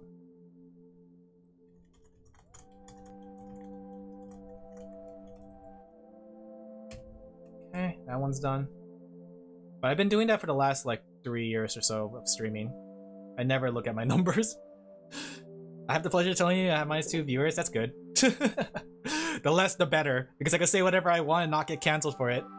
Probably shouldn't pathologize, but it's good that you like it. How do you deal with losing interest? When it comes to drawing, I never had the problem losing interest, but that's because I always draw what I like the cute anime girl stuff. I think if you had the balance between like doing your work draw, if you're a working artist, and the things that you like, you know what I mean? And even if you're not a working artist, you should balance like the, how should I put this? The drawing to advertise yourself, you know? You have to advertise, like you still have to advertise yourself as an artist. So I would say make a 80 or 70-30 split. 70% should be towards progressing and growing yourself, but 30% of your art should be towards yourself. Unless you're just doing this as a hobby. If you're just doing this for fun and as a hobby, just don't don't worry about any of what I just said. Just do it for fun, you know? Thank you, Daddy. That's what she says. Don't care about numbers, just have fun. Yeah. I started pursuing my dreams and started dancing thing. Yeah. I would say just have fun. I think that's the most important thing with everything, because the moment you turn it into a job, you have to really start thinking of it like a job. But until that time comes, just have fun. As much fun as you can. I like how I'm becoming like all this like streamer advice and stuff. I'm glad you guys come to me because I'm not really like the biggest of people. I think it's also how baby streamers don't get motivated. I think my professor also said something like that, or somebody said that. If you don't want to suck the fun out of like whatever you do, don't turn into a job, right? Only turn into a job if you have a plan and you know what you're getting into. That was like one of the big advice they gave us. So in terms of art, if you really love art but you don't want to suck the fun out of it, don't turn into a job unless you know what you're getting into. Like the thing was, for me, I always thought about what does it mean to be an artist? And I thought about it too in the mindset of like, if I became an artist, how much art do I have to draw per week to make a sustainable like amount of money, you know? So I kind of knew what I was getting into when I was like trying to become an artist. But now I could just adjust things. I had to adjust things in the future about prices. But yeah, if you come into art thinking like you'll be able to draw whatever you want and have fun with it, whatever you want, it is a job first, especially if you're using it for your main income, and like a hobby second, right? Just being realistic. Just being realistic. I mean, you can still draw and have fun, but it is really hard to find a job that is just draw and have fun. Especially if you work in the industry, a lot of your drawing will be for somebody else more than it will be for yourself, right? I'm just convenienced and lucky that I have clients that want me to draw things that I think is funny. Thank you, Daddy. Lost his hobby to a job, yeah. And I won't lie too, I guess as of now, like drawing is a job, and I still like to do it as a hobby here and there. But I guess my other hobbies are just like cooking and video games. I don't think I could turn video games or cooking into a job. Become streamer, streams 8 hours a day. I was thinking about that too, because Mori Calliope, like one of the things that I know grinded Mori Calliope down was that, you know, having to be a streamer kind of means that she has to stream like 6 to 8 hours a day sometimes, right? Or at least hit a specific amount of stream quota. And I was just thinking about that too, because like when I look at some of the clients that I have, when they stream, they do stream for like 6 to 8 hours. And it's like, when you turn video game into a job, you do have to do that like 9 to 5, unless you're doing like content creation, which is like creating videos, which is its own aspect. You, instead of playing video games on stream for like 6 to 8 hours a day, you do like video editing for like 6 hours a day. You know? Honestly, really weird how nowadays people do stuff they hate every day. Do you mean like as in a job, or do you mean like something they like becomes something they hate? I was overthinking what people say. I'm not self-conscious. I don't have a lot of dance moves back when I used to care. Try to find that joy, find that love that you used to have for something, right? Before something became like, you know, before it became something you disliked, I guess. That's why I always say, remember the things that like led you to where you are now. Like why you like doing the things you do. Like if you like dancing, why you like dancing. If you like drawing, why you like drawing in the first place. And never forget that.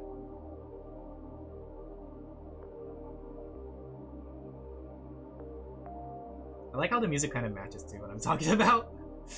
Just do it! Yeah. Rolls around on the ground, vomits profusely. Just do it! Open your mouth, I'm gonna vomit into inspiration into you. Do it! What happened to that guy? What's his name? Leia DeBuff or something like that? Shia LaBeouf? Is that guy still doing things? I know he was like an actor, but he gone like off the deep end or something.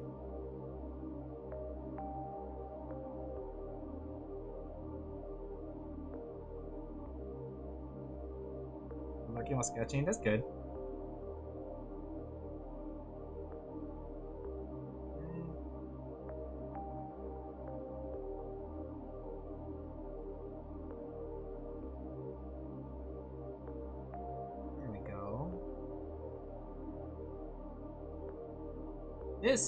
It's interesting that you guys do come to me for like advice and stuff, because hearing some of my own advice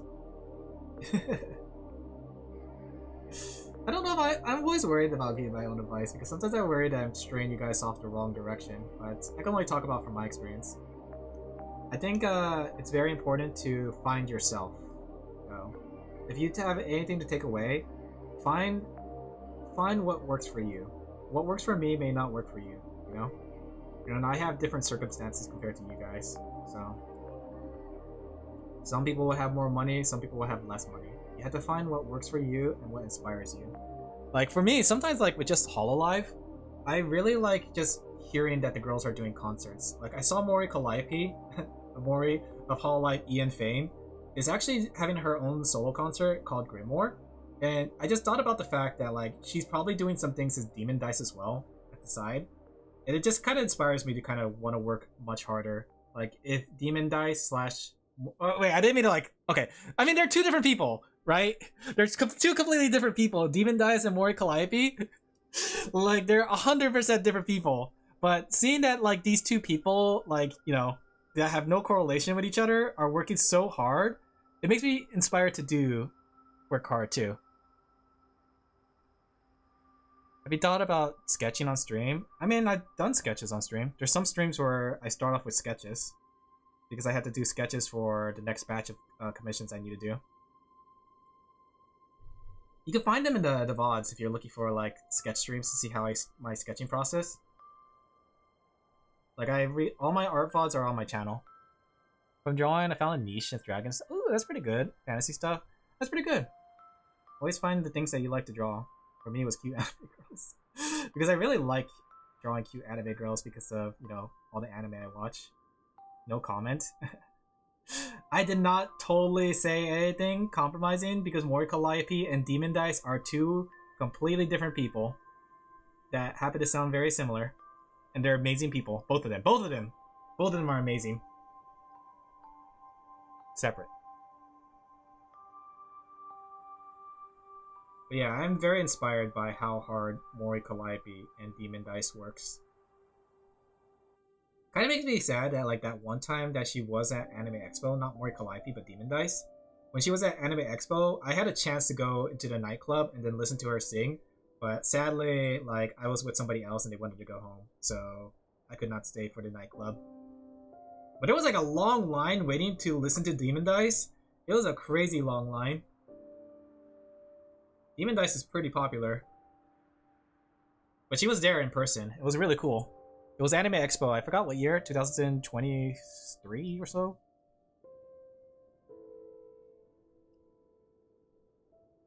Mori Calliope?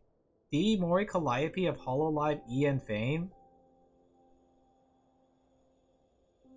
It must be Gigi Murin of Hololive EN fame.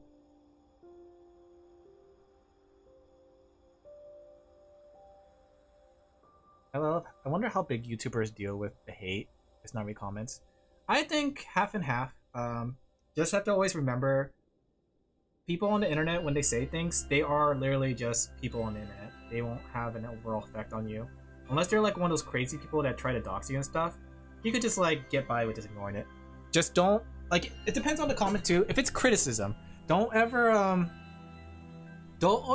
mistake hate and criticism, because criticism is constructive.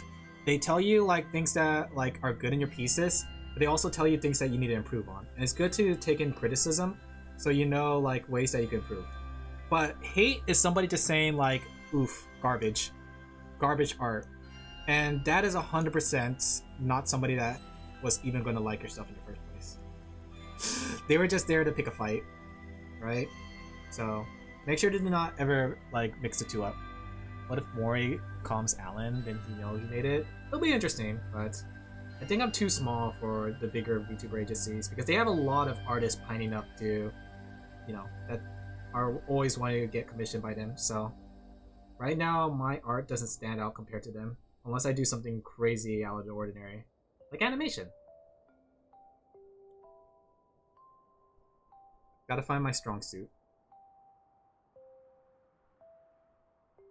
But yeah, when it comes to hate on the internet, just really just turn off the screen. Because they're on the other side of the world. And unless they're gonna try to like actually harass you, they're not gonna do anything. It'll be prawn. I don't think Calliope Mori will commission that. Calliope Mori of Calliope Mori fame, of Hololive Ian Calliope Mori fame.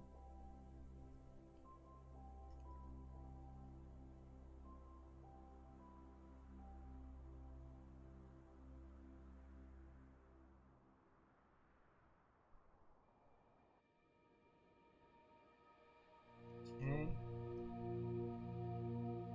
find it interesting she has like these hair extensions that make it look like she has twin tail.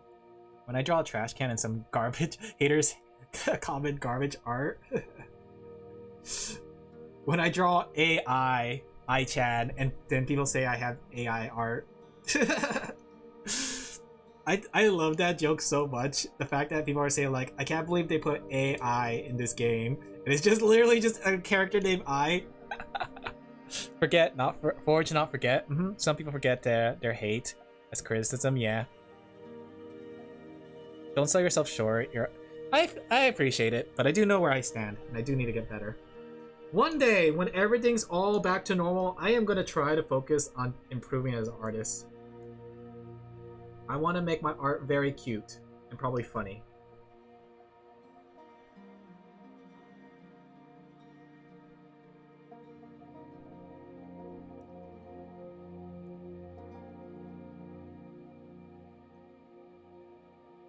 What time is it?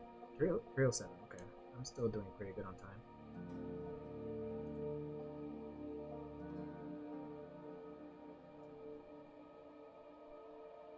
This is actually both the same piece. Bet? You can bet. Can't believe Alan drew a Rona. It's AI art. Watch this, chat. Did you know originally the AL in Alin Laphel was supposed to be AI?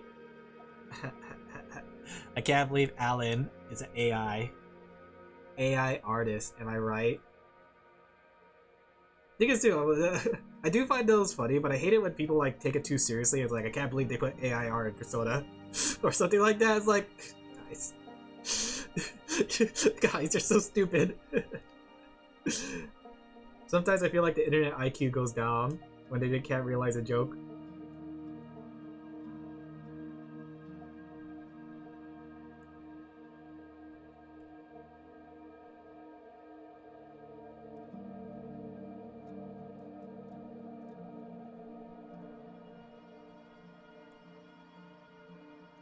Go.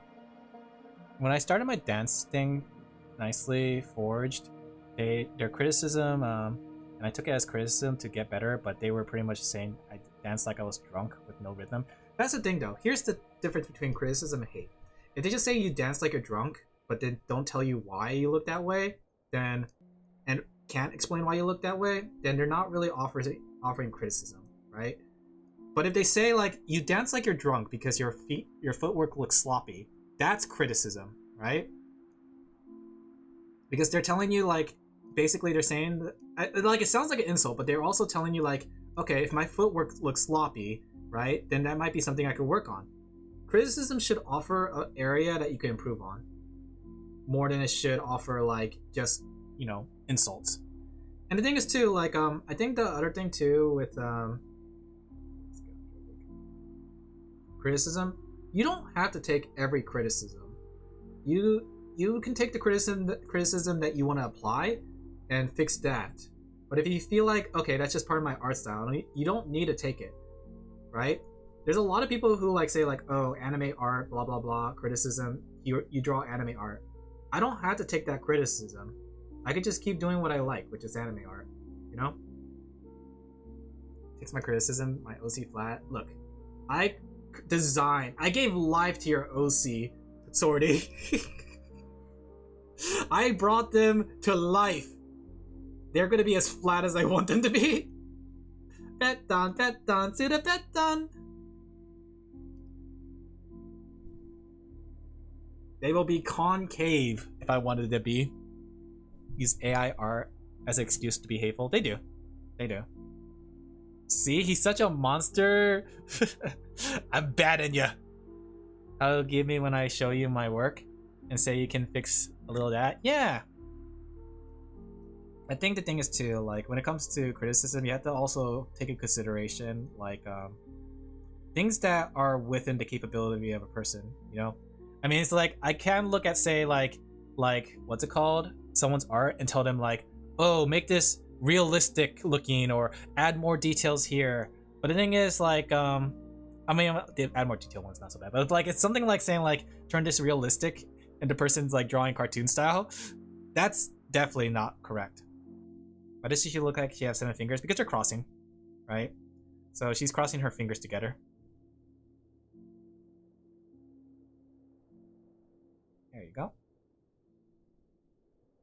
Let me see. I'm trying to look at it from afar just to make sure.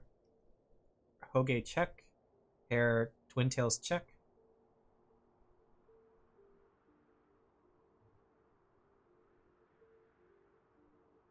No, read above. Oh. I show you my work saying you can fix a little, like they're fixing your art with AI. Oh, I see. Sorry.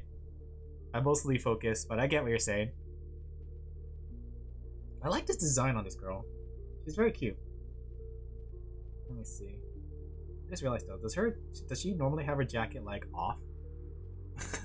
I was drawing the big one. I'm gonna keep her jacket on because I already have it on.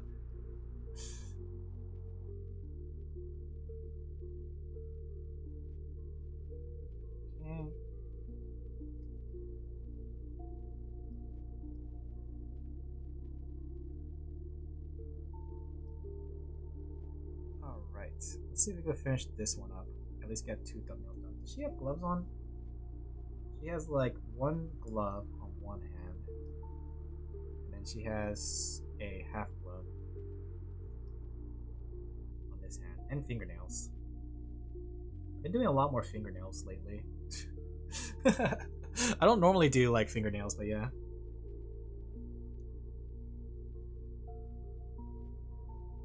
I guess that's my life now.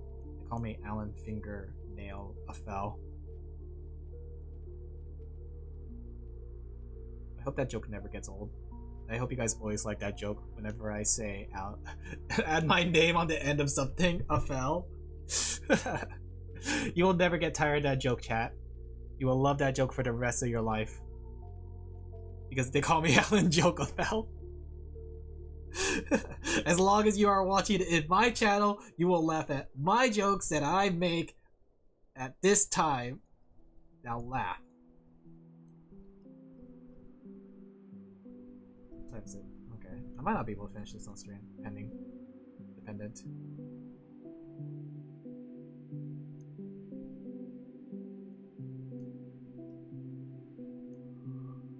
It's weird with dance or art. You get better, but the more you get better, you get subconscious. You know why that's the case, right? The reason is because you're training. So here's the thing, and let me just do a quick explanation on this. So art can be split into 2 things. It is the art of doing, which is drawing and whatever, right? And it's the art of seeing, right? So these are 2 different aspects, right? This applies to a lot of things: cooking, dancing, drawing, music, right? And it's basically, one is over how you interpret things. I don't know how to spell. And one is when you actually do it, right? So when you're like drawing, you are training the skill of doing, right? You are doing like, okay, techniques, basics, blah, blah, blah. When you see something, you start identifying like, okay, does this look right? Am I doing the right thing here? Right? Is this cute? It's the same thing with dancing. When you're doing dancing, it's like your art of dancing and your techniques, you're learning, but you're questioning yourself right now. Is your art of techniques good? Right? So you are always alternating between these 2. It's like, okay, I have a high level of doing, but then I can't see the skills, but I'm starting to learn to see the skills, but my level of doing is not up to par, you know? So right now, if you're saying that you feel self-conscious, it's a sign that your ability to see your own techniques is increasing, but your ability to do is not. So now that you're seeing the problems you need to improve on, you just have to start like thinking about ways to improve, and then you'll start being at like back and forth, basically. Something like that. I forgot how my professor put it, but yeah, it's like that. Pity me, the guy with a good eye for art but suck at it. Yeah, that's probably because you haven't practiced the skill of doing, you know? So the more you practice the skill of doing, the more it increases, but then you'll eventually pass your art of seeing, you know? And then now your art of seeing gets better as you start improving your own drawing. You know? It's back and forth, it's back and forth. So you have to like work on both of them. And the moment you feel content is when you feel like you have both your doing and seeing at the same level, but you'll never get there. So if you get there, then you're kind of like, I guess, the ultimate artist. But most people don't reach that point. So if you're feeling self-conscious, it's just because you can see the techniques, but you don't know how to apply it. So once you learn to apply it, you know, that's when you get better.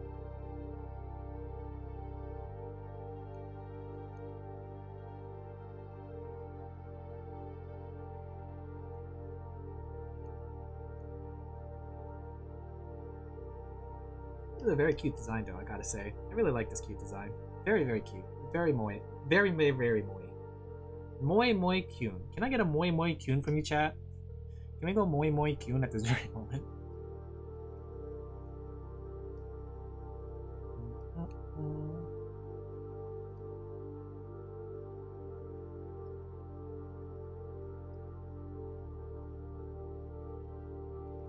There we go.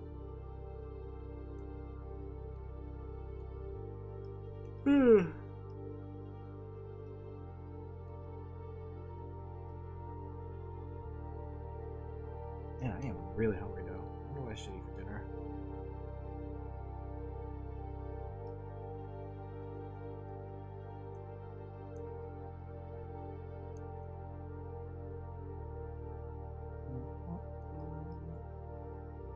You know, it's typical. My hand can't do what my mind can't see. I see in my mind. It just takes practice. You have to practice being able to transfer what you can see from in your mind to what you can do by hand. And it's not easy, per se. It took a while before anybody could get to that level. Most people don't. That's why they use references and stuff. That's why I use references and stuff. But people get there eventually. It's just it's a lot of dedicated hard work. Nobody is born with the inability to draw. Even people who don't have hands can still learn to draw. It's just about how much time you're willing to put into a set of skill, you know? I guess the part of the reason I have a hard time finishing drawings. I know there's a problem, but I don't know how to fix it. That's the thing too. Like, if you don't know how to fix it, try to look into it. Think about like different aspects. There's a lot of basics, like say I would say, figure out what the fundamentals are, and then when you get into a stopping point, ask yourself which fundamental is not working here. Is it perspective? Is it proportions? Is it scaling? Is it like all sorts of different things, right? Shading, shadows, right? And then try to apply each one by one to see if that helps make the drawing looks good, you know? Like, okay, maybe the shading's a little off. Let me try applying different type of shading. Oh, the proportions might be off. Let me try making this character smaller or the person bigger, right? Composition. Let me try a different shot, right? Basic shapes. You'll be surprised how much basic shapes can take you. Everything's like based on the basic shapes. If you know how to draw the basic shapes, you can essentially draw a lot of things, right? Like for example, a couch. A couch is just from a cube. Oh man, I'm hungry. Or it's a rectangular prism. I guess you could call it a rectangular prism. You're a rectangular prism. I don't know if you guys can hear my stomach growling, but it's actually growling really loud.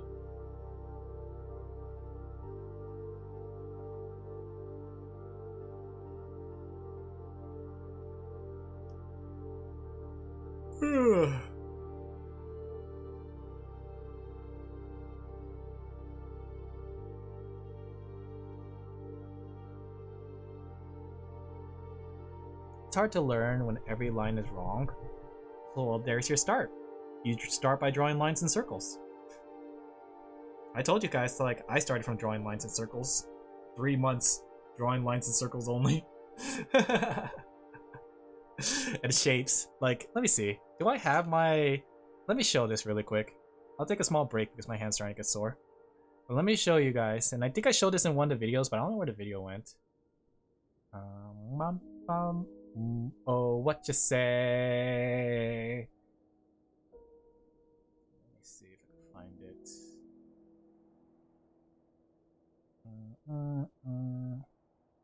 I think it's here. Yeah, here's a lot of my early practice for a while. A lot of my earlier practices was just this. And just practicing this set of skills, right? Of shapes and lines. And shapes and lines. And I did that for like a good 3 months. And I hated it. But it definitely helped me learn. But I did 3 months of just learning about like shapes and lines and shapes and lines, and I didn't really do any character drawing, right? Not much. But I would say like don't do what I did where you just focus hardcore on one thing because you'll eventually like burn yourself on it. But sprinkle like your own things you want to practice in the middle of it, right? I have a lot of like early practices. I kept all my files. Every single earlier file I have, I kept, right? So I have a lot of these like files from back then. And I kept every single one of them. But you don't just start off by learning how to do lines well. You start off by practicing. So it's definitely a difficult thing to do. Hey Mickey! I made it funny in my sketchbook and you're in it. Oh, that's cute.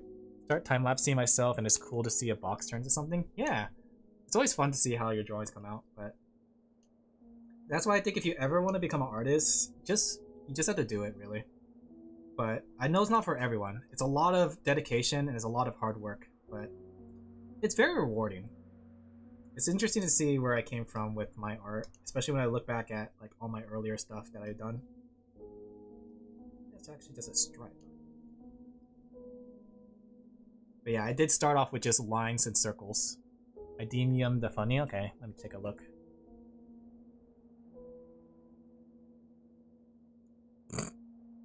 It's cute. I can't read the text, but I like the face you put. I might digitize it. You should.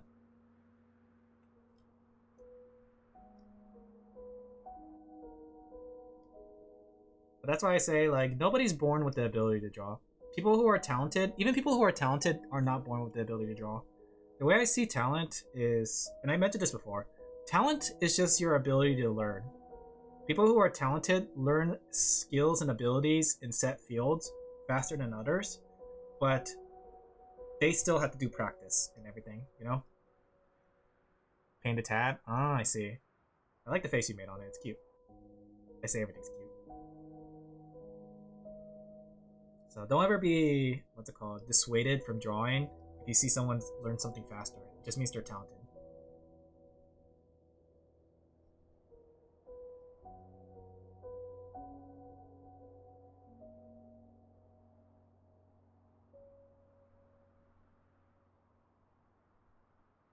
Okay.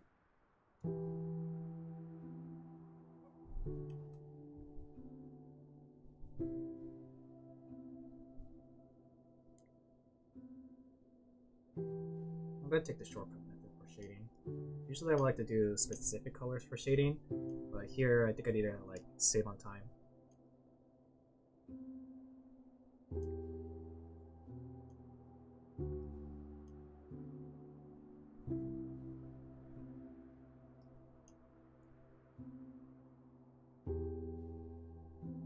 Right now I gotta be more confident with my lines. Too much chicken scratch. It takes time.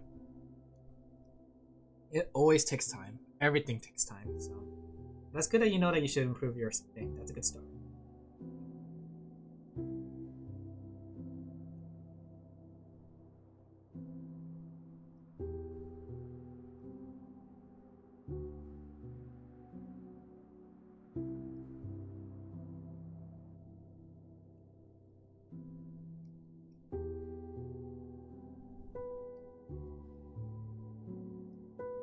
Okay.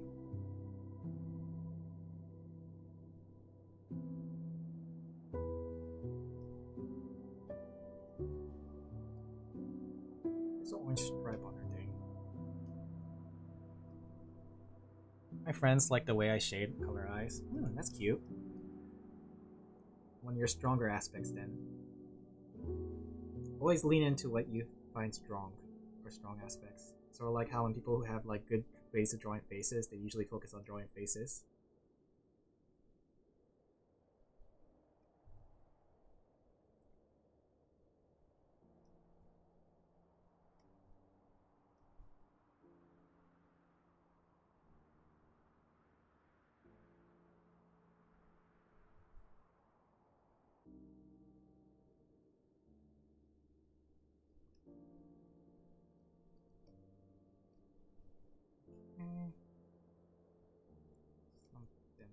this.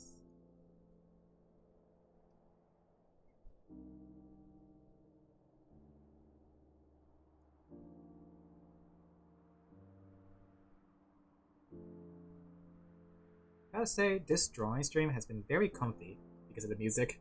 Between the music and just drawing, to the silence of my pen marks or pen noises, it's been pretty comfy. I hope you guys are feeling comfortable too. Comf, as they say. Want to be good at everything? That's good.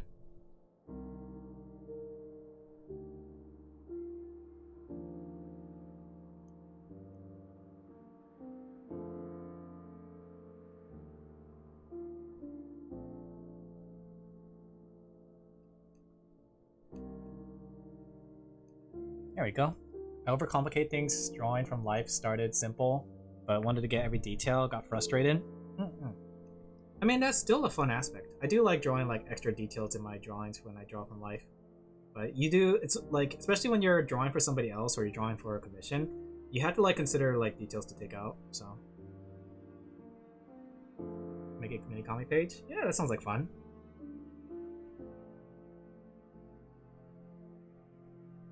I want to draw my controller out the window. Are you playing Rocket League right now? Are you still Grandmaster sorting? Grandmaster of the Rockets League?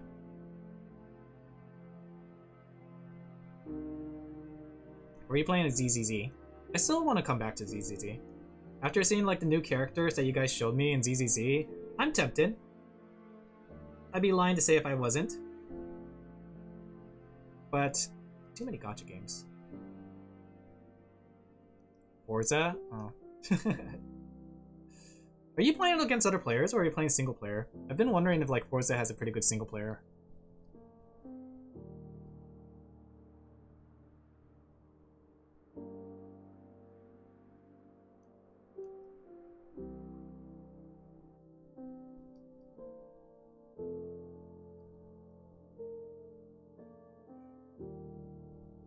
Single and multi? Interesting.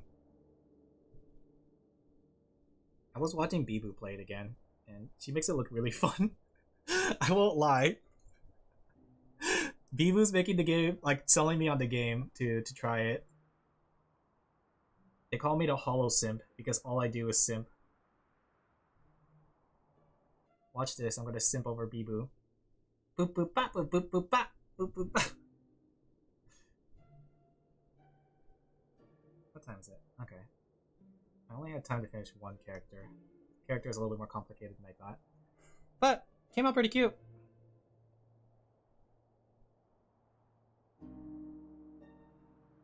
Oh, let me go check if the person got back to me. See if they wanted me to fix this. Nope, haven't gone back to me. Good thing I did send it today, though. Ooh, boy, I got a lot of work today. I wonder how to find a balance between background and your character. You have to think about like methods to, and I think this is partly from graphic design, you have to think about methods to make things stand out, right? Background should always be in the background, but there's things that you could do to the background that makes it that it's too standoutish, right? And this goes into like a lesson about composition, but like simple things are like complicated versus simple, light colors versus dark colors, faded colors versus saturated colors. Don't?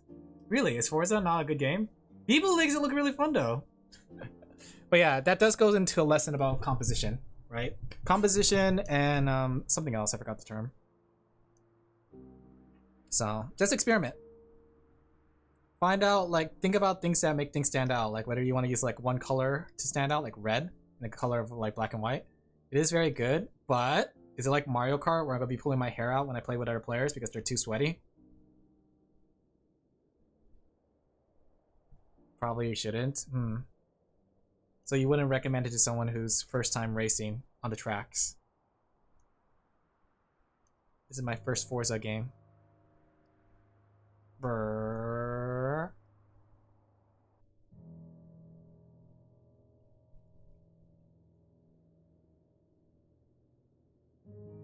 Okay, next one. Next character to ink and color.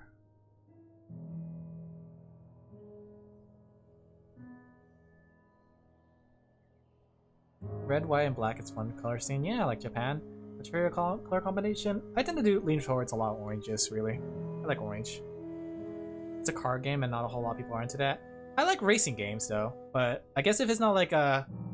I don't know. I like Burnout because it was fun to crash things, but there is a charm to just standard racing games where it's just focusing cars. I like to play those in the arcade, that's for sure. I forgot what it was, but there was like one that I used to play back in the arcade a while ago.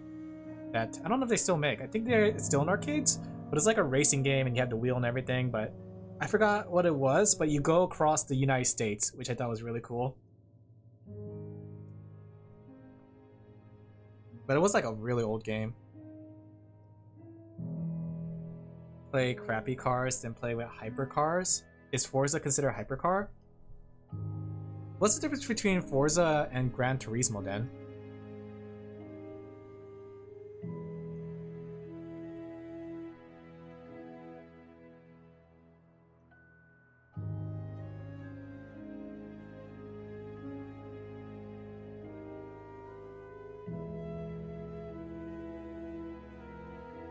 It's open world. You can drive and build whatever you want. Can I make the Bibu car? That sounds... You're not, like, you know, dissuading me from this. Sounds really fun, actually, when you put it like that.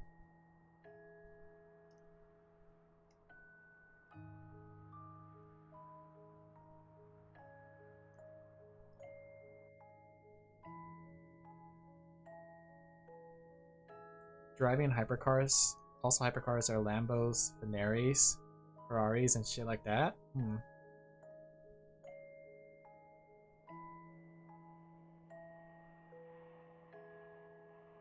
Is it because they go fast? Is that what makes it a hypercar? Because wouldn't you want to go fast in a racing game in the first place?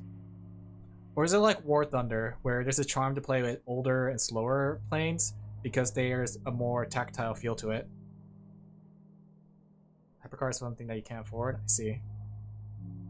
Because I know that's in War Thunder. War Thunder has like the modern jets and stuff, but you can also play in formats where you just use older planes, and older planes tend to take a little longer to like fly around with, but they're not like super fast like the jets and stuff.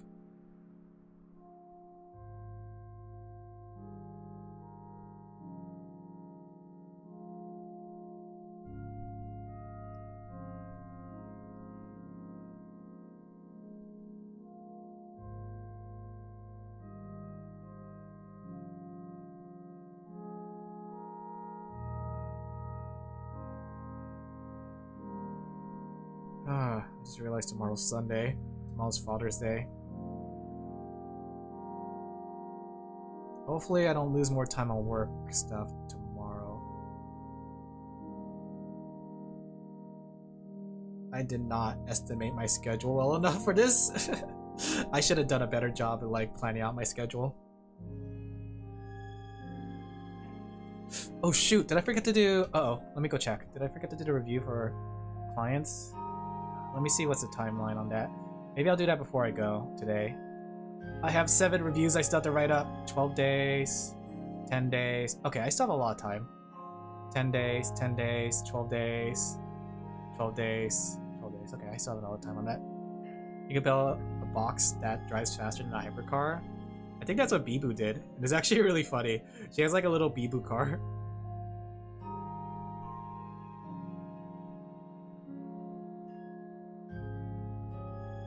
Speaking of which though, while I was going to a Oriental market today, or yesterday, I saw somebody with a Hololive car. It had Suisse, Marine, and Kanata on it. I was jealous. They had a car wrap. I was like, wow! I think the person inside saw me too, admiring it. I was gonna take a picture, but I saw like the person inside was on their phone. I was like, ooh, I can't take a picture of it with somebody inside there. It would be too embarrassing. But it was really, really cool. I'm jealous. I want a car like that. With some Hololive girls on it.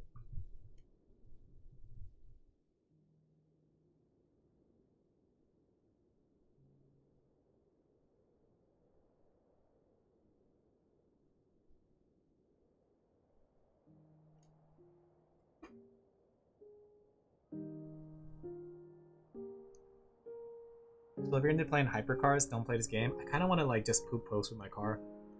I want to be like in a little Bibu car and drive it around. Even if it's like, even if I lose the race, I want it to be funny how I lose the race in my little silly Bibu car.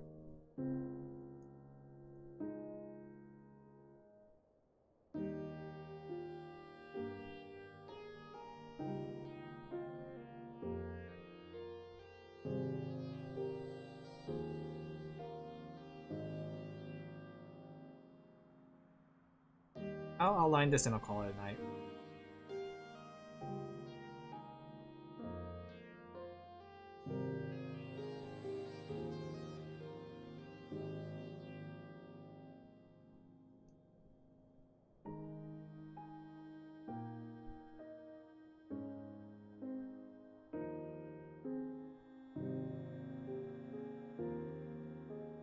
To look at the stat. I don't feel like looking up for reference. I'm just gonna finish the girl. I'm gonna finish the girl! And then I'm gonna call it. I'm tired. I'm probably gonna try to take a quick nap with the... So if I stop here at 45, I could take a 15-minute nap, then I'll have to drive to the hospital. And then after that, hopefully I get back by 6:30. Let me see what you got there. Yes, I want something like that. I don't care about the car type. I just want to put cute anime girls on my car.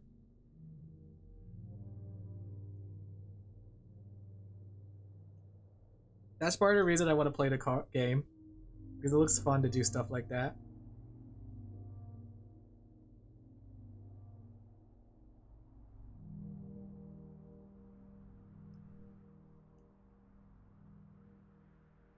I do have a feeling you'll hate it. Why is that? What part would I hate?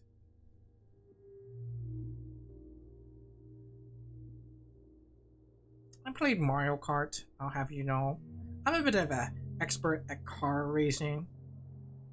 Throws banana peel.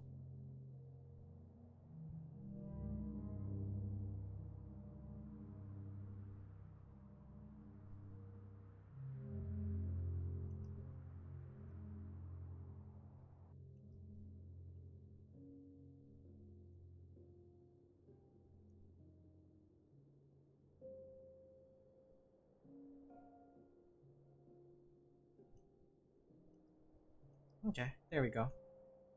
She's done and outlined. Repetitive. Did not know what else to do. I mean, isn't that not Mario Kart? Where you do races? Mario Kart also had an open world too. At least the newest one. Which looks like fun. Being able to go around the area and just drive around. And picking up collectibles and stuff. I mean, there's like, what's it called? Races, aren't there? Is that not like... I imagine that there's a racing game with races. Not the R word, Alan. Wrong R word. Yes, it's races. Drew a motorcycle from imagination and at the end used the reference anyways. Just down the road I saw the same motorcycles. Oh, that's good. Just cool. That's good. The only thing that I wouldn't like in the game if... What's it called? The only thing I wouldn't like is if the game is literally like just open world driving and you don't do anything. Like you just make the car and there's nothing to do. There's no racetracks, there's no other players. You are in an open world with nothing. That's where I'll find nothing to do, right? There's no... If that's the case, then I can see where you're going from with that. But if, as long as there's like a road and I could just drive down it really, really fast and like drift around the area, that sounds like it'd be fun. That's what I saw like you could do with like if it's... It reminds me of Crackdown.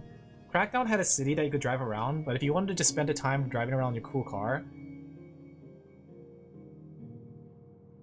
you're sure you'll enjoy and play a lot.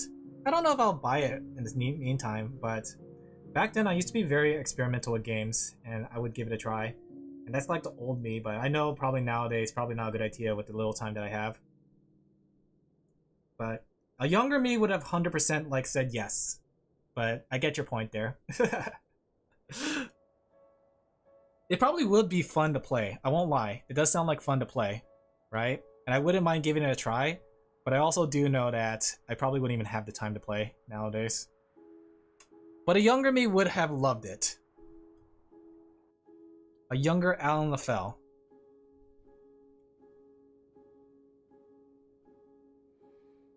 Alin Banana fell. Alin Banana fell. Do do do do.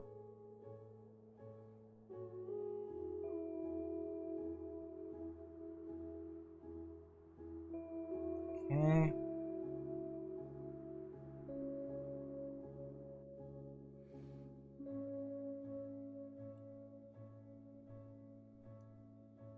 Let's see. I only did the top half of this girl, so. Maybe I should jump off and take a nap.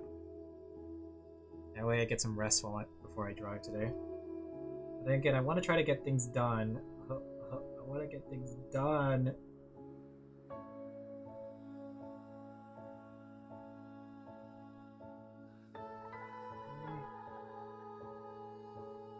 I'm so behind on things. Tomorrow's gonna make me even more behind. Wait. I don't think I'm gonna jump off here. I'm gonna take a nap. Maybe I'll try to stay up tonight. I know I said like I shouldn't stay up because it makes the art worse, but I have way too much things to finish. But I'm gonna jump off here. Thank you guys for coming to this stream. I hope you guys enjoyed the stream as much as I did. It was a lot of fun. It was fun yapping. It was very cathartic to just draw and yap without having to like keep coming up with stuff. And then you guys come up with stuff for me to talk about. We should do that again. In fact, we are doing that again. Tomorrow, I will be doing the same thing.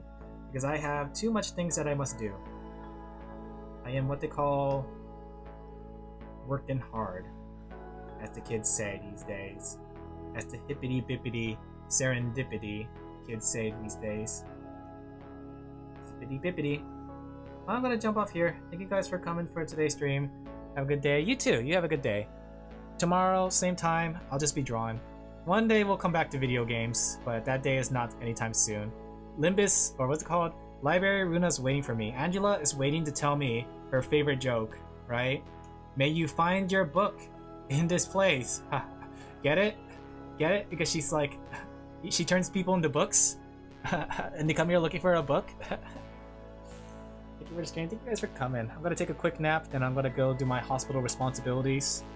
And then I'm gonna come back and hopefully get things done. We'll see. I'm usually like tired after I get back to the hospital, but I gotta force myself more. Alright though, thank you guys for coming. I hope you guys enjoyed the stream as much as I did. I'll catch you guys another time. Bye! See you tomorrow, hopefully, if nothing happens. Bye! Video games, hydrate. I can't hydrate, I have no water. I do have this coffee candy. Coffee. That's good. That's the opposite of hydrating. That's dehydrating. Watch this. Gets dehydrated. Have a good one. Take care. Bye-bye. Good night. Wow. As Nino my Inanis would